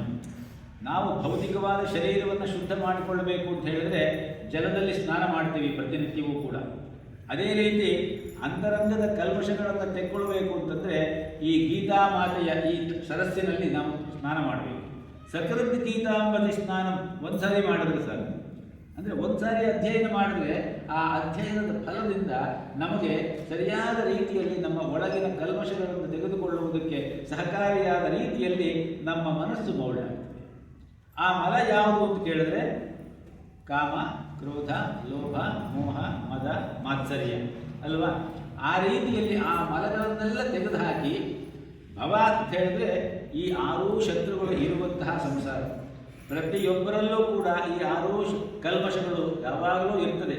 ನಮ್ಮ ಪ್ರಯತ್ನ ಏನಿದ್ರು ಗೀತೆಯನ್ನು ಓದುವುದಾಗಲಿ ಅಥವಾ ಯಾವುದೇ ಸತ್ಸಂಗವಾಗಲಿ ಆ ಒಳಗಡೆ ಇರುವಂತಹ ಆ ಕಲ್ಮಶಗಳನ್ನು ನಾವು ನೋಡುವ ಪ್ರಯತ್ನದಲ್ಲಿ ಸಫಲ ಆಗುವಂತೆ ನಮ್ಮ ಅರಿವು ನಮ್ಮ ಅನುಭವಕ್ಕೆ ಬರಬೇಕು. ಅರಿವು ಅನುಭವಕ್ಕೆ ಬರದೇ ಹೋದರೆ ಆ ಅರಿವಿನಿಂದ ಏನೂ ಪ್ರಯೋಜನವಿಲ್ಲ. ಪ್ರತಿಯೊಬ್ಬರಿಗೂ ಅನುಭವ ಇದ್ದೇ ಇದೆ. ಪ್ರತಿಯೊಬ್ಬ ವ್ಯಕ್ತಿಗೂ ಅವರದ್ದೇ ಆದಂತಹ ಒಂದೊಂದು ಅನುಭವ ಇದೆ. ಆ ಅನುಭವ ಏನಾಗುತ್ತೆ ಅಂತ ಕೇಳಿದ್ರೆ ಇವರು ಬಹಳ ಸುಂದರವಾಗಿ ಹೇಳ್ತಾ ಇದ್ದಾರೆ. ಆ ಅನುಭವ ನಮ್ಮದೇ ಆದಂತಹ ಮಿತಿಯಲ್ಲಿ ನಾವು ಅನುಭವವನ್ನು ನಾವು ಪಡಿತೀವಿ. ನಾವು ಒಬ್ಬ ಸಂಸಾರಿಗಳಾಗಿ ನನ್ನ ಸುಖ ದುಃಖಗಳು ಹಾಗೂ ನನ್ನ ಕರ್ಮಾಂತರದ ಎಷ್ಟೋ ಬೇರೆ ಬೇರೆ ವಿಚಾರಗಳು ಹಾಗೂ ಜನನ ಮರಣಗಳ ದುಃಖಗಳು ಇವೆಲ್ಲ ನನಗೆ ಮಾತ್ರವೇ ಇದೆ, ಬೇರೆ ಯಾರಿಗೂ ಇಲ್ಲ ಅನ್ನುವಂತಹ ರೀತಿಯಲ್ಲಿ ನಾವು ನೋಡ್ತೀವಿ. ಆದರೆ ಸ್ವಲ್ಪ ನಾವು ಹೊರಗಡೆಗೆ ಹೋದಾಗ ಗೊತ್ತಾಗ್ತದೆ ನನ್ನ ಅನುಭವ ಎಷ್ಟು ಮಿತವಾದದ್ದು, ಎಷ್ಟು ನ್ಯಾರೋ ಆಗಿ ನಾನು ಯೋಚನೆ ಮಾಡ್ತಾ ಇದ್ದೀನಿ. ಒಂದು ಉದಾಹರಣೆ ಕೊಡೋದು ಅಂತಾದರೆ ಮಾರಕವಾದ ಕಾಯಿಲೆ ಕ್ಯಾನ್ಸರ್ ಯಾರಿಗಾದರೂ ಬರುತ್ತೆ, ಎಲ್ಲರಿಗೂ ಬರುತ್ತದೆ, ಯಾರಿಗೂ ಬರಬಾರ್ದು ಅಂತಿಲ್ಲ. ನಮಗೆ ನಮ್ಮ ಮನೆಗೆ ಅದೇನಾದರೂ ಬಂದಾಗ ಆ ದುಃಖ ಎಷ್ಟು, ಅಯ್ಯೋ ನಮಗೆ ಬಂತಲ್ಲ, ಅಯ್ಯೋ ನನ್ನದೇ ಬಹಳ ದುಃಖ, ನನಗಲ್ಲದೆ ಇನ್ಯಾರಿಗೂ ದುಃಖವೇ ಇಲ್ಲ ಅಂತೀವಿ. ಅದೇ ಅವರನ್ನು ಕರ್ಕೊಂಡೋಗಿ ಕಿದ್ವಾಯಿಗೋ ಶಂಕರ್ ಆಸ್ಪತ್ರೆಗೋ ಹೋದರೆ ಅಲ್ಲಿ ಪಡ್ತಾ ಇರುವಂತಹ ಆ ಒಂದು ಯಮಯಾತನೆ, ಆ ಸಂಕಟ, ಆ ರೇಡಿಯೋಥೆರಪಿ, ಆ ಕೀಮೋಥೆರಪಿ ಇದನ್ನೆಲ್ಲ ನೋಡಿದಾಗ ಓ ಪರವಾಗಿಲ್ಲಪ್ಪ, ನನ್ನ ದೇವರು ಚೆನ್ನಾಗಿಟ್ಟಿದ್ದಾನೆ ಅನ್ನೋ ಭಾವನೆ ಬರ್ತದೆ. ಆ ರೀತಿಯಲ್ಲಿ ಅನುಭವ ಇದೆಯಲ್ಲ, ಆ ಅನುಭವ ನಮ್ಮ ಮಿತಿಯಲ್ಲಿ, ನಾನು ಅನ್ನುವ ಮಿತಿಯಲ್ಲಿ ಇದ್ದಾಗ ಆ ಅನುಭವಕ್ಕೆ ಅಷ್ಟೊಂದು ವಿಶಾಲವಾದ ಅರ್ಥ ಬರುವುದಿಲ್ಲ. ಆ ಅನುಭವ ಅಲ್ಲಿ ಸ್ವಾರ್ಥ, ಮಮತೆ ಮತ್ತು ಅಹಂಭಾವ ಇರ್ತದೆ. ತನಗೆ, ತನ್ನಿಂದ, ತನಗಾಗಿ, ತನ್ನಲ್ಲಿ, ತನ್ನ ದಶೆಯಿಂದ, ಪ್ರಥಮ ವಿಭಕ್ತಿಯಿಂದ ಸಪ್ತಮಿ ವಿಭಕ್ತಿಯವರೆಗೂ ಕೂಡ ನಾನು, ನನ್ನನ್ನು, ನನ್ನಿಂದ, ನನಗೋಸ್ಕರ, ನನ್ನ ದಶೆಯಿಂದ, ನನ್ನಲ್ಲಿ ಇಷ್ಟೇ ಆಗೋಗ್ಬಿಡುತ್ತೆ. ಅದಕ್ಕಿಂತ ಮುಂದಕ್ಕೆ ಹೋಗುವುದಿಲ್ಲ ನಾವು. ಆದ್ದರಿಂದ ಅಲ್ಲಿ ನಾನು ಈ ಜಗತ್ತು ನನಗೋಸ್ಕರವೇ ಇರುವುದು, ನಾನು ಭೋಕ್ತೃ, ಜಗತ್ತು ನನಗೋಸ್ಕರ ಇದೆ ಅನ್ನುವಂತಹ ಚಿಂತನೆ ಬಂದಾಗ ನಮ್ಮ ಅನುಭವ ವಿಶಾಲವಾಗುವುದಿಲ್ಲ. ಆದರೆ ಆ ಅನುಭವವನ್ನು ಇನ್ನೊಬ್ಬರ ಅನುಭವದ ಮುಂದೆ ಹೋಲಿಸಿಕೊಂಡಾಗ, ಅಥವಾ ಈ ಅನುಭವಕ್ಕೆಲ್ಲ ಕೇಂದ್ರವಾಗಿರುವವನು ಒಬ್ಬ ಇದ್ದಾನೆ ಭಗವಂತ, ಅವನ ಆನಂದಕ್ಕಾಗಿ ಈ ಸೃಷ್ಟಿಯನ್ನು ಮಾಡಿದ್ದಾನೆ ಅನ್ನುವಂತಹ ಒಂದು ವಿಶಾಲವಾದ ಮನೋಭಾವವನ್ನು ತಂದುಕೊಂಡಾಗ ನಮ್ಮ ಅನುಭವ ನಾನು ತಿಳ್ಕೊಂಡಿರುವುದು ಎಷ್ಟು ಸಣ್ಣದು ಅಂತ ಗೊತ್ತಾಗಿ ಆ ಅನುಭವ ಸ್ವಲ್ಪ ಹಿಗ್ಗಲಿಕ್ಕೆ ಸಾಧ್ಯವಾಗ್ತದೆ. ಆಗ ಏನಾಗ್ತದೆ ಅಂತ ಕೇಳಿದ್ರೆ ಬಹಳ ಸುಂದರವಾಗಿ ಹೇಳ್ತಾರೆ. ಇದೇ ರೀತಿಯಲ್ಲಿ ಅರ್ಜುನನಿಗೂ ಕೂಡ ಆಯಿತು. ಅರ್ಜುನನಿಗೆ ಯಾಕೆ ಮೋಹ ಶೋಕ ಬಂತು ಅಂತ ಕೇಳಿದ್ರೆ, ಕೃಷ್ಣ ಅವನಿಗೆ ಯಾಕೆ ಇಂತಹ ಒಂದು ಗೀತೆಯನ್ನು ಉಪದೇಶ ಮಾಡಬೇಕಾಯಿತು ಅಂತ ಕೇಳಿದ್ರೆ, ಅರ್ಜುನ ಎಲ್ಲಿಯವರೆಗೆ ನಾನು ಯುದ್ಧ ಮಾಡ್ತಾ ಇದ್ದೀನಿ, ನನ್ನಿಂದ ಇವರೆಲ್ಲ ಹತರಾಗ್ತಾ ಇದ್ದಾರೆ, ಇವರೆಲ್ಲ ನನ್ನವರು, ನಾನು ಅನ್ನುವಂತಹ ನೆಲೆಯಲ್ಲೇ ನೋಡ್ತಾ ಇದ್ನೋ ಪ್ರತಿಯೊಂದನ್ನು, ಅಲ್ಲಿಯವರೆಗೆ ಅವನಿಗೆ ಕಾರ್ಪಣ್ಯ ದೋಷೋಪಹತ ಸ್ವಭಾವ ಪೃಚ್ಛಾಮಿ ತ್ವಾಂ ಧರ್ಮ ಸಮೂಢ ಚೇತಾ ಅನ್ನುವ ಆ ನೆಲೆ ಬರುವವರೆಗೆ ಅವನಲ್ಲಿ ಮೋಹವೇ ಇತ್ತು. ಮೋಹ ಅಂತ ಹೇಳಿದ್ರೆ ಏನು? ವಿವೇಕವಿಲ್ಲದ ಪ್ರೀತಿ, ಅವಿವೇಕದಿಂದ ಕೂಡಿದಂತಹ ಪ್ರೀತಿಯನ್ನೇ ಮೋಹ ಅಂತ ಹೇಳ್ತಾರೆ. ಆದ್ದರಿಂದ ಅರ್ಜುನನಿಗೆ ಅಂತಹ ಒಂದು ಅಸ್ಥಾನ ಕಾರುಣ್ಯ, ಅಸ್ಥಾನ ಸ್ನೇಹ ಕಾರುಣ್ಯ, ಅದು ಧರ್ಮಾಧರ್ಮ ವಿವೇಕತಃ ಪಾರ್ಥಂ ಪಶ್ಯ ಪ್ರಪನ್ನಾಯ ಇದಂ ಶಾಸ್ತ್ರಂ ಅವತರತು ಅನ್ನುವಂತಹ ಮಾತನ್ನು ಯಾಮನಾಚಾರ್ಯರು ಹೇಳ್ತಾರೆ ಅಂತ ಹೇಳ್ತಾರೆ. ಯಾಮನಾಚಾರ್ಯರು ಅಂದರೆ ರಾಮಾನುಜನ ಗುರುಗಳಾಗಿದ್ದರು. ಅವರು ಹೇಳ್ತಾರೆ, ಸ್ಥಾನವಲ್ಲದ ಸ್ಥಾನದಲ್ಲಿ ಸ್ನೇಹ ಮತ್ತು ಕರುಣೆಯ ಮೋಹಾವೇಶಕ್ಕೆ ಸಿಕ್ಕಿದಂತಹ ಅರ್ಜುನನಿಗೆ ಧರ್ಮ ಮತ್ತು ಅಧರ್ಮ, ಧರ್ಮಾಧರ್ಮ ವಿವೇಕ ಹೊರಟೋಯ್ತು. ಆಗ ಪ್ರಪನ್ನನಾದ ಆ ಪಾರ್ಥನನ್ನು ಸಂತೈಸುವ ನೆಲೆಯಲ್ಲಿ, ಅವನಿಗೆ ಸರಿಯಾದ ವಿವೇಕವನ್ನು ತೋರಿಸುವ ಆ ಮಾರ್ಗದರ್ಶನ ಮಾಡುವ ನೆಲೆಯಲ್ಲಿ ಈ ಶಾಸ್ತ್ರ ಅವತಾರವಾಯಿತು ಅನ್ನುವಂತಹ ಮಾತನ್ನು ಯಮನಾಚಾರ್ಯರು ಹೇಳ್ತಾರೆ. ಆದ್ದರಿಂದ ಅರ್ಜುನನಿಗೆ ತಾನು ಅನ್ನುವಂತಹ ಭಾವ ಇದ್ದದ್ದರಿಂದ ಅವನ ಅನುಭವ ಜಾಸ್ತಿ ಇರಲಿಲ್ಲ. ಇದು ಕೇವಲ ಇದೆಲ್ಲ ಇಂತಹ ಶಾಸ್ತ್ರ ತಿಳ್ಕೊಳ್ಳೋದು ಮತ್ತು ಇಂತಹ ಚಿಂತನೆ ಮಾಡುವುದು ಕೇವಲ ಬುದ್ಧಿ ಇದ್ದರೆ ಆಗೋದಿಲ್ಲ. ಆ ಬುದ್ಧಿಯ ಜೊತೆಯಲ್ಲಿ ಮನಸ್ಸು, ಚಿತ್ತ, ಸ್ಮೃತಿ, ತರ್ಕ, ಊಹೆ, ಪ್ರತಿಭೆ, ಅನ್ಯ ಸಹಾನುಭೂತಿ ಇಷ್ಟೂ ಬೇಕು. ಅರ್ಜುನನಲ್ಲಿ ಇದೆಲ್ಲವೂ ಇದ್ದಿದ್ದು. ಅವನು ಬುದ್ಧಿವಂತನೂ ಹೌದು, ಯೋಗ್ಯನೂ ಹೌದು, ವಿದ್ವಾಂಸನೂ ಹೌದು. ಆದರೆ ಅವನಲ್ಲಿ ಆ ನಾನು ಅನ್ನುವ ಆ ಸಂಸಾರದ ಮಲ ಇತ್ತು, ನನ್ನವರು ಅನ್ನುವ ಮಲ ಬಂತು ಆ ಕ್ಷಣಕ್ಕೆ. ಆದ್ದರಿಂದ ಅವನಿಗೆ ಆ ಮೋಹಾವೇಶ ಬಂತು. ಆದರೆ ಕೃಷ್ಣ ಏನು ಮಾಡ್ದ ಅಂತ ಕೇಳಿದ್ರೆ, ಸರ್ವೋಪನಿಷದೋ ಗಾವೋ ದೋಗ್ಧ ಗೋಪಾಲನಂದನ ಅಂತ ಹೇಳ್ಬಿಟ್ಟು ಧ್ಯಾನ ಶ್ಲೋಕದಲ್ಲಿ ಮುಂದೆ ಬರ್ತದೆ. ಎಲ್ಲ ಉಪನಿಷತ್ತು, ವೇದ ಉಪನಿಷತ್ತುಗಳಲ್ಲಿ ಬರುವಂತಹ ಎಲ್ಲ ಚಿಂತನೆಯನ್ನು ಸಮೀಕರಣ ಮಾಡಿಕೊಂಡು ಅರ್ಜುನನಿಗೆ ಈ ಗೀತೆಯ ಉಪದೇಶವನ್ನು ಮಾಡ್ತಾರೆ. ಆಗ ಏನಾಯಿತು ಅಂತ ಕೇಳಿದ್ರೆ, ಅರ್ಜುನನಿಗೆ ಸರಿಯಾದ ನಿಚ್ಚಳವಾಗಿ ಕಾಣ್ತು ತನ್ನ ದಾರಿ, ತನ್ನ ಅನುಭವ ವಿಸ್ತಾರ ಆಗಲಿಕ್ಕೆ ಕಾರಣವಾಯಿತು. ಅರ್ಥ ಉಂಟನುಭವಕ್ಕೆ ಆದಡೋದು ವಿಧದರ್ಥ, ಸ್ವಾರ್ಥ ಮಿತವಾದಂತೆ ವಿಸ್ತರಿಪುದರ್ಥ, ಸಾರ್ಥಕವದಪ್ಪುದು ಆರ್ಷೇಯಾರ್ಥದೊಡವೆರೆಯೇ ಪಾರ್ಥನನುಭವದಂತೆ. ನಮಗೆ ಡಿ ವಿ ಜಿಯವರು ಹೇಳುವ ಮಾತು, ಎಲ್ಲರ ಅನುಭವಕ್ಕೂ ಒಂದಲ್ಲ ಒಂದು ಅರ್ಥ ಇದ್ದೇ ಇದೆ. ಅರ್ಥ ಉಂಟು ಅನುಭವಕ್ಕಾದಡೋದು ಮಿತದರ್ಥ, ಸ್ವಾರ್ಥ ಮಿತವಾದಂತೆ ವಿಸ್ತರಿಪುದರ್ಥ. ಕೇವಲ ನಾನು ನನ್ನ ಸಂಸಾರ ಅನ್ನುವ ನೆಲೆಯಲ್ಲಿ ಇದ್ದಾಗ ನಮ್ಮ ಅನುಭವ ದೊಡ್ಡದಾಗುವುದಿಲ್ಲ. ಅದಕ್ಕೆ ಡಿ ವಿ ಜಿಯವರು ಬಹಳ ಸುಂದರವಾಗಿ ಹೇಳ್ತಾರೆ, ಭಗವದ್ಗೀತಾ ಇದರಲ್ಲಿ ಜೀವನ ಧರ್ಮ ಯೋಗದಲ್ಲೂ ಹೇಳಿದ್ದಾರೆ, ನಮ್ಮ ಜೀವನ 7 ಮಲ್ಲಿಗೆಯ ಸುತ್ತಿನಂತೆ ಅಗಲಬೇಕು. ಒಂದು ಕೊಳದ ಮುಂದೆ ಹೋಗಿ ನಿಂತುಕೊಂಡು, ಪ್ರಶಾಂತವಾಗಿರುವ ಒಂದು ಕೊಳದ ಮುಂದೆ ಹೋಗಿ ನಿಂತುಕೊಂಡು, ಅದು ಪ್ರಶಾಂತವಾಗಿದೆ, ಸ್ವಲ್ಪವೂ ಚಲನೆ ಇಲ್ಲ. ಒಂದು ಕಲ್ಲನ್ನು ತೆಗೆದು ಮಧ್ಯಕ್ಕೆ ಹಾಕಿದರೆ ಅದರಿಂದ ತೆರೆಯಾಗಿ ಏಳುತ್ತೆ ಸುತ್ತಲ ಆ ವರ್ತುಲಗಳು. ಆ ವರ್ತುಲ ಎದ್ದು ಎದ್ದು ಎದ್ದು ಎದ್ದು ಎದ್ದು ಕೊನೆಯಲ್ಲಿ ಅದು ದಡಕ್ಕೆ ಬಂದು ಮುಟ್ಟುತ್ತಲ್ಲ. ಹಾಗೆ ನಾವು ಎಲ್ಲ ರೀತಿಯಲ್ಲೂ ಕೂಡ ಮೊದಲು ನಾನು, ಆಮೇಲೆ ನನ್ನ ಪತ್ನಿ, ನನ್ನ ಮಗ, ಆಮೇಲೆ ನನ್ನ ಇಡೀ ಸಂಸಾರ, ಆಮೇಲೆ ನನ್ನ ಗ್ರಾಮ, ಆಮೇಲೆ ನನ್ನ ಜನಪದ, ಆಮೇಲೆ ನನ್ನ ರಾಜ್ಯ, ಆಮೇಲೆ ನನ್ನ ದೇಶ, ಆಮೇಲೆ ಲೋಕಾಂತ. ಹೀಗೆ ನಾವು ಅಗಲವಾಗಬೇಕು 7 ಮಲ್ಲಿಗೆಯಲ್ಲಿ.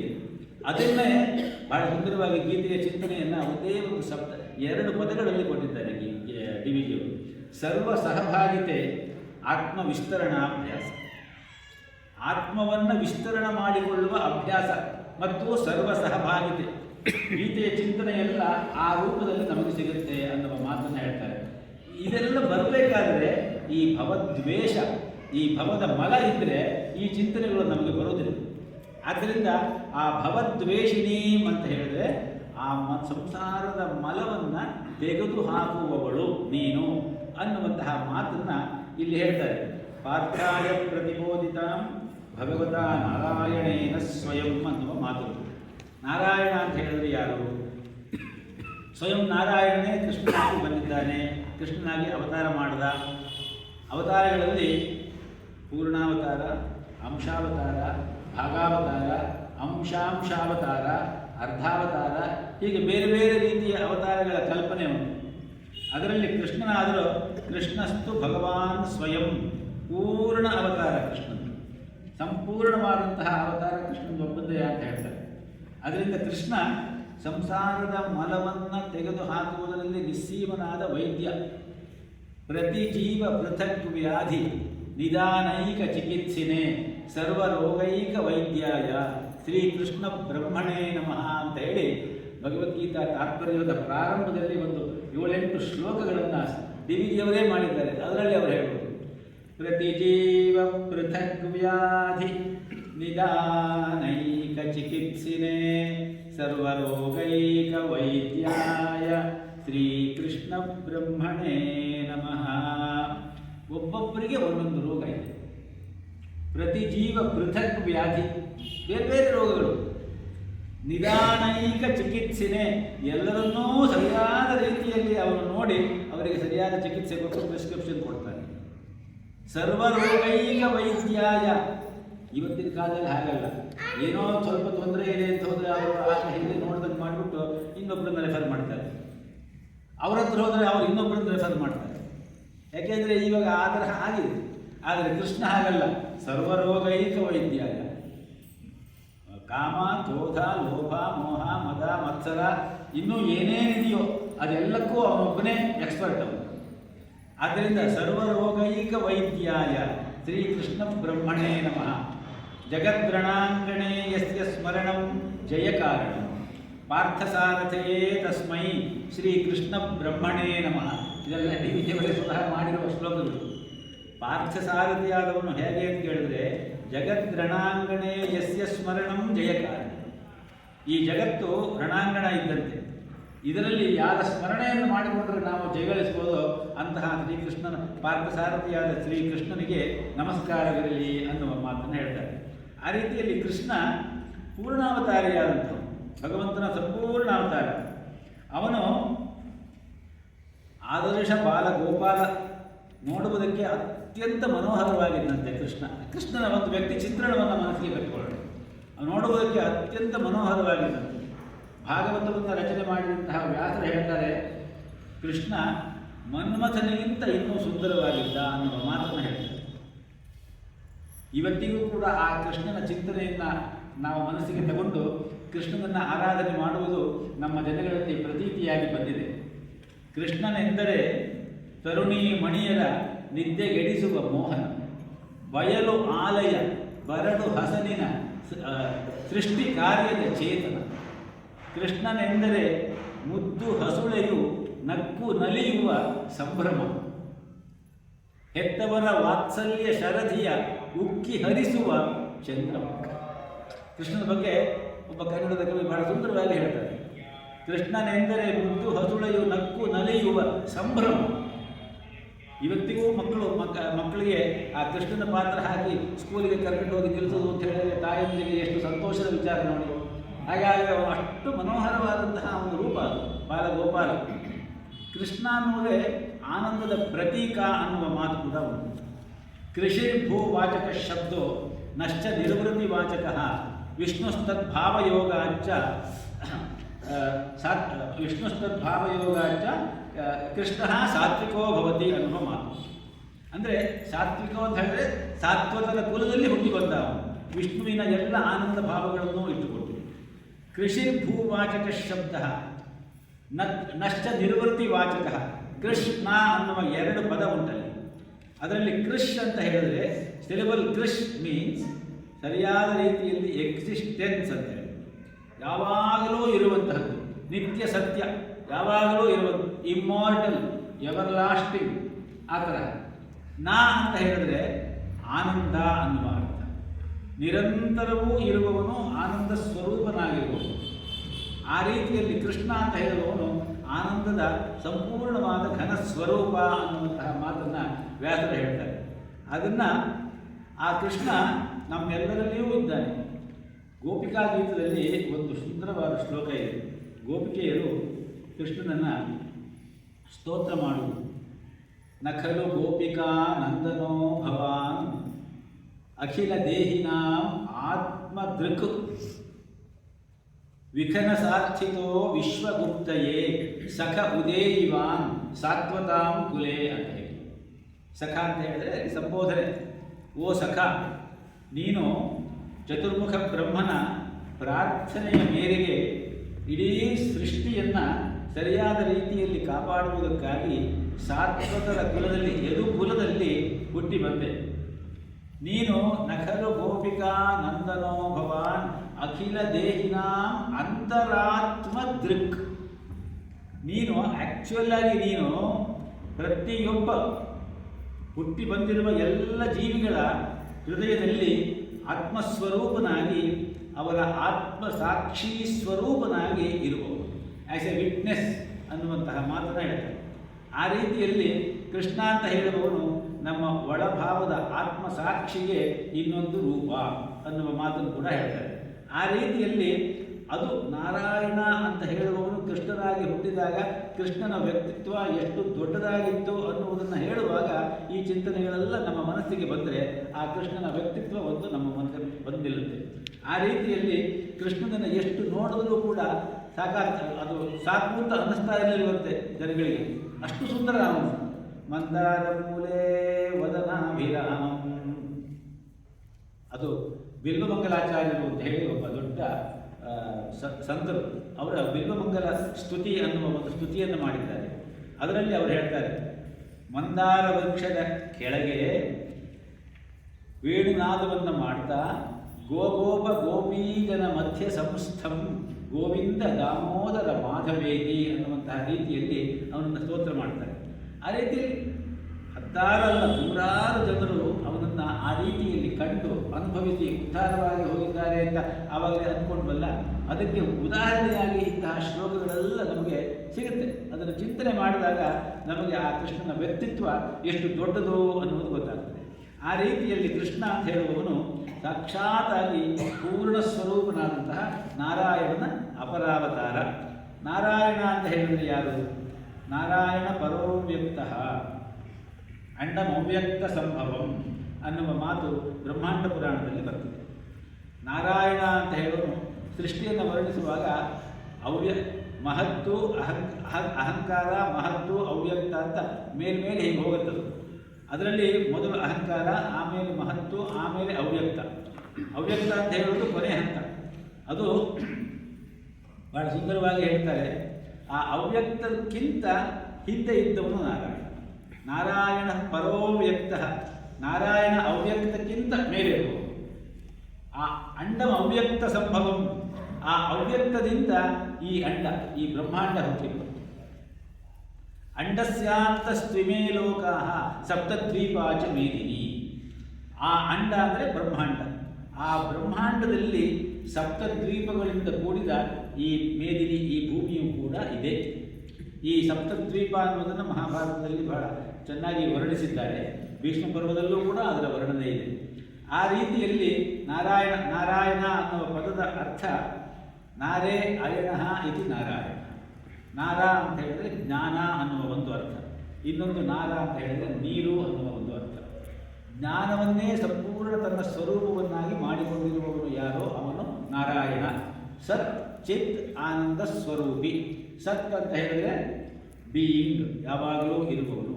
ಚಿತ್ ಅಂತ ಹೇಳಿದರೆ ನಾಲೆಡ್ಜ್, ಸಂಪೂರ್ಣ ಜ್ಞಾನಮಯ. ಮತ್ತು ಬ್ಲಿಸ್, ಆನಂದ. ಸತ್ ಚಿತ್, ಅದರಲ್ಲಿ ಚಿತ್ ಅನ್ನುವುದೇ ನಾರಾಯಣನ ಮೂಲ ಸ್ವರೂಪ. ಅವನು ಇದ್ದಾನೆ, ಅವನು ಜ್ಞಾನ ಸ್ವರೂಪದಲ್ಲಿ ಇದ್ದಾನೆ. ಅವನು ಜ್ಞಾನ ಸ್ವರೂಪದಲ್ಲಿ ಇದ್ದಾನೆ ಅಂತ ತಿಳಿದುಕೊಂಡವರಿಗೆ ಆನಂದ ಸ್ವರೂಪನಾಗಿ ಕಾಣಿಸಿಕೊಳ್ತಾನೆ. ಅದೇ ಸಚ್ಚಿದಾನಂದ ಸ್ವರೂಪ ಅನ್ನುವ ಮಾತು. ಹಾಗೆ ನಾರಾಯಣ ಅಂತ ಹೇಳುವವನು ಆನಂದ ಸ್ವರೂಪಿ. ಆ ಆನಂದದ ಸ್ವರೂಪದ ಪೂರ್ಣಾವತಾರವಾಗಿ ಕೃಷ್ಣಾವತಾರ ಆಗುತ್ತೆ. ಆ ಕೃಷ್ಣನೇ ಇದನ್ನು ಸಾಕ್ಷಾತ್ತಾಗಿ ಪಾರ್ಥನಿಗೆ ಬೋಧನೆ ಮಾಡಿದ್ದು ಈ ಗೀತೆಯನ್ನು ಅನ್ನುವ ಮೊದಲನೆಯ ಆ ಶ್ಲೋಕ ಹೇಳುತ್ತೆ ನಮಗೆ. ಇಲ್ಲಿ ಅದ್ವೈತವೆಂಬ ಅಮೃತವರ್ಷಿಣಿ ಹಾಗೂ ಅಷ್ಟಾದಶಾಧ್ಯಾಯಿನಿ ಹಾಗೂ ಭವದ್ವೇಷಿಣಿ ಇವೆಲ್ಲ ಆ ಗೀತೆಗೆ ಇರುವಂತಹ ಅಡ್ಜೆಕ್ಟಿವ್, ವಿಶೇಷಗಳು. ಆ ರೀತಿಯಲ್ಲಿ ಈ ಶ್ಲೋಕದ ಅರ್ಥ ಒಂದ್ಸರಿ ಹೇಳೋಣ. ಪಾರ್ಥಾಯ ಪ್ರತಿಬೋಧಿತಾಂ ಭಗವತಾ ನಾರಾಯಣೇನ ಸ್ವಯಂ ವ್ಯಾಸೇನ ರಚಿತಾಂ ಪುರಾಣಮುನಿನಾ ಮಧ್ಯೆ ಮಹಾಭಾರತಂ ಅದ್ವೈತಾಮೃತವರ್ಷಿಣೀಂ ಭಗವತೀಂ ಅಷ್ಟಾದಶಾಧ್ಯಾಯಿನೀಂ ಅಂಬ ತ್ವಾಮನುಸಂತರಾಮಿ ಭಗವದ್ಗೀತೆ ಭವದ್ವೇಷಿಣೀ. ಇನ್ನೊಂದು ಶ್ಲೋಕ ಹೇಳ್ಕೊಳ್ಳೋಣ. ನಮೋಸ್ತುತೇ ವ್ಯಾಸವಿಶಾಲಬುದ್ಧೇ. ನಮೋಸ್ತುತೇ ವ್ಯಾಸವಿಶಾಲಬುದ್ಧೇ.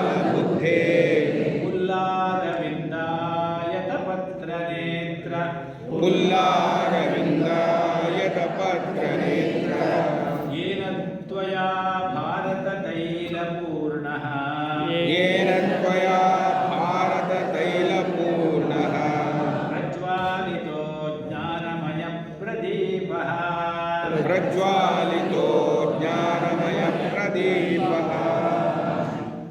ಹೇ ವ್ಯಾಸ, ತೇ ನಮೋಸ್ತು, ನಿನಗೆ ನಮಸ್ಕಾರ. ಆ ವ್ಯಾಸರೆಂಥವರು?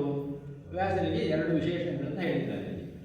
ವಿಶಾಲ ಬುದ್ಧೇ, ಪುಲ್ಲ ಅರವಿಂದ ಆಯತ ಪತ್ರ ನೇತ್ರ.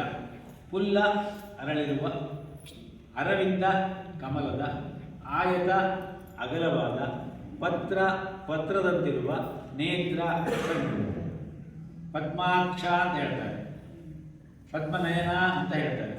ಆ ಪದ್ಮನಯನ, ಆ ಎಂಥ ಪದ್ಮನಯನ ಅಂದರೆ ಪುಲ್ಲ ಅರವಿಂದ ಆಯತ ಪತ್ರ ನೇತ್ರ.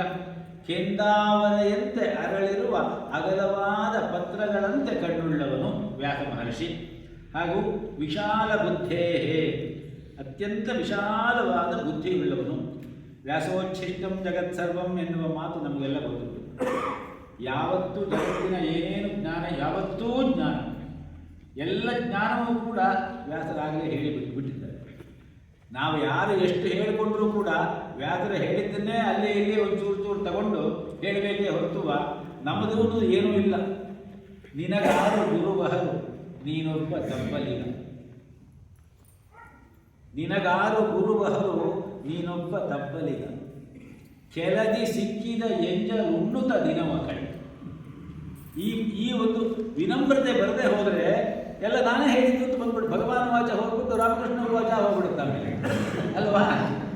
ಕೆಳದಿ ಸಿಕ್ಕಿದ ಎಂಜಲುಣ್ಣುತ ದಿನವ ಕಡೆ.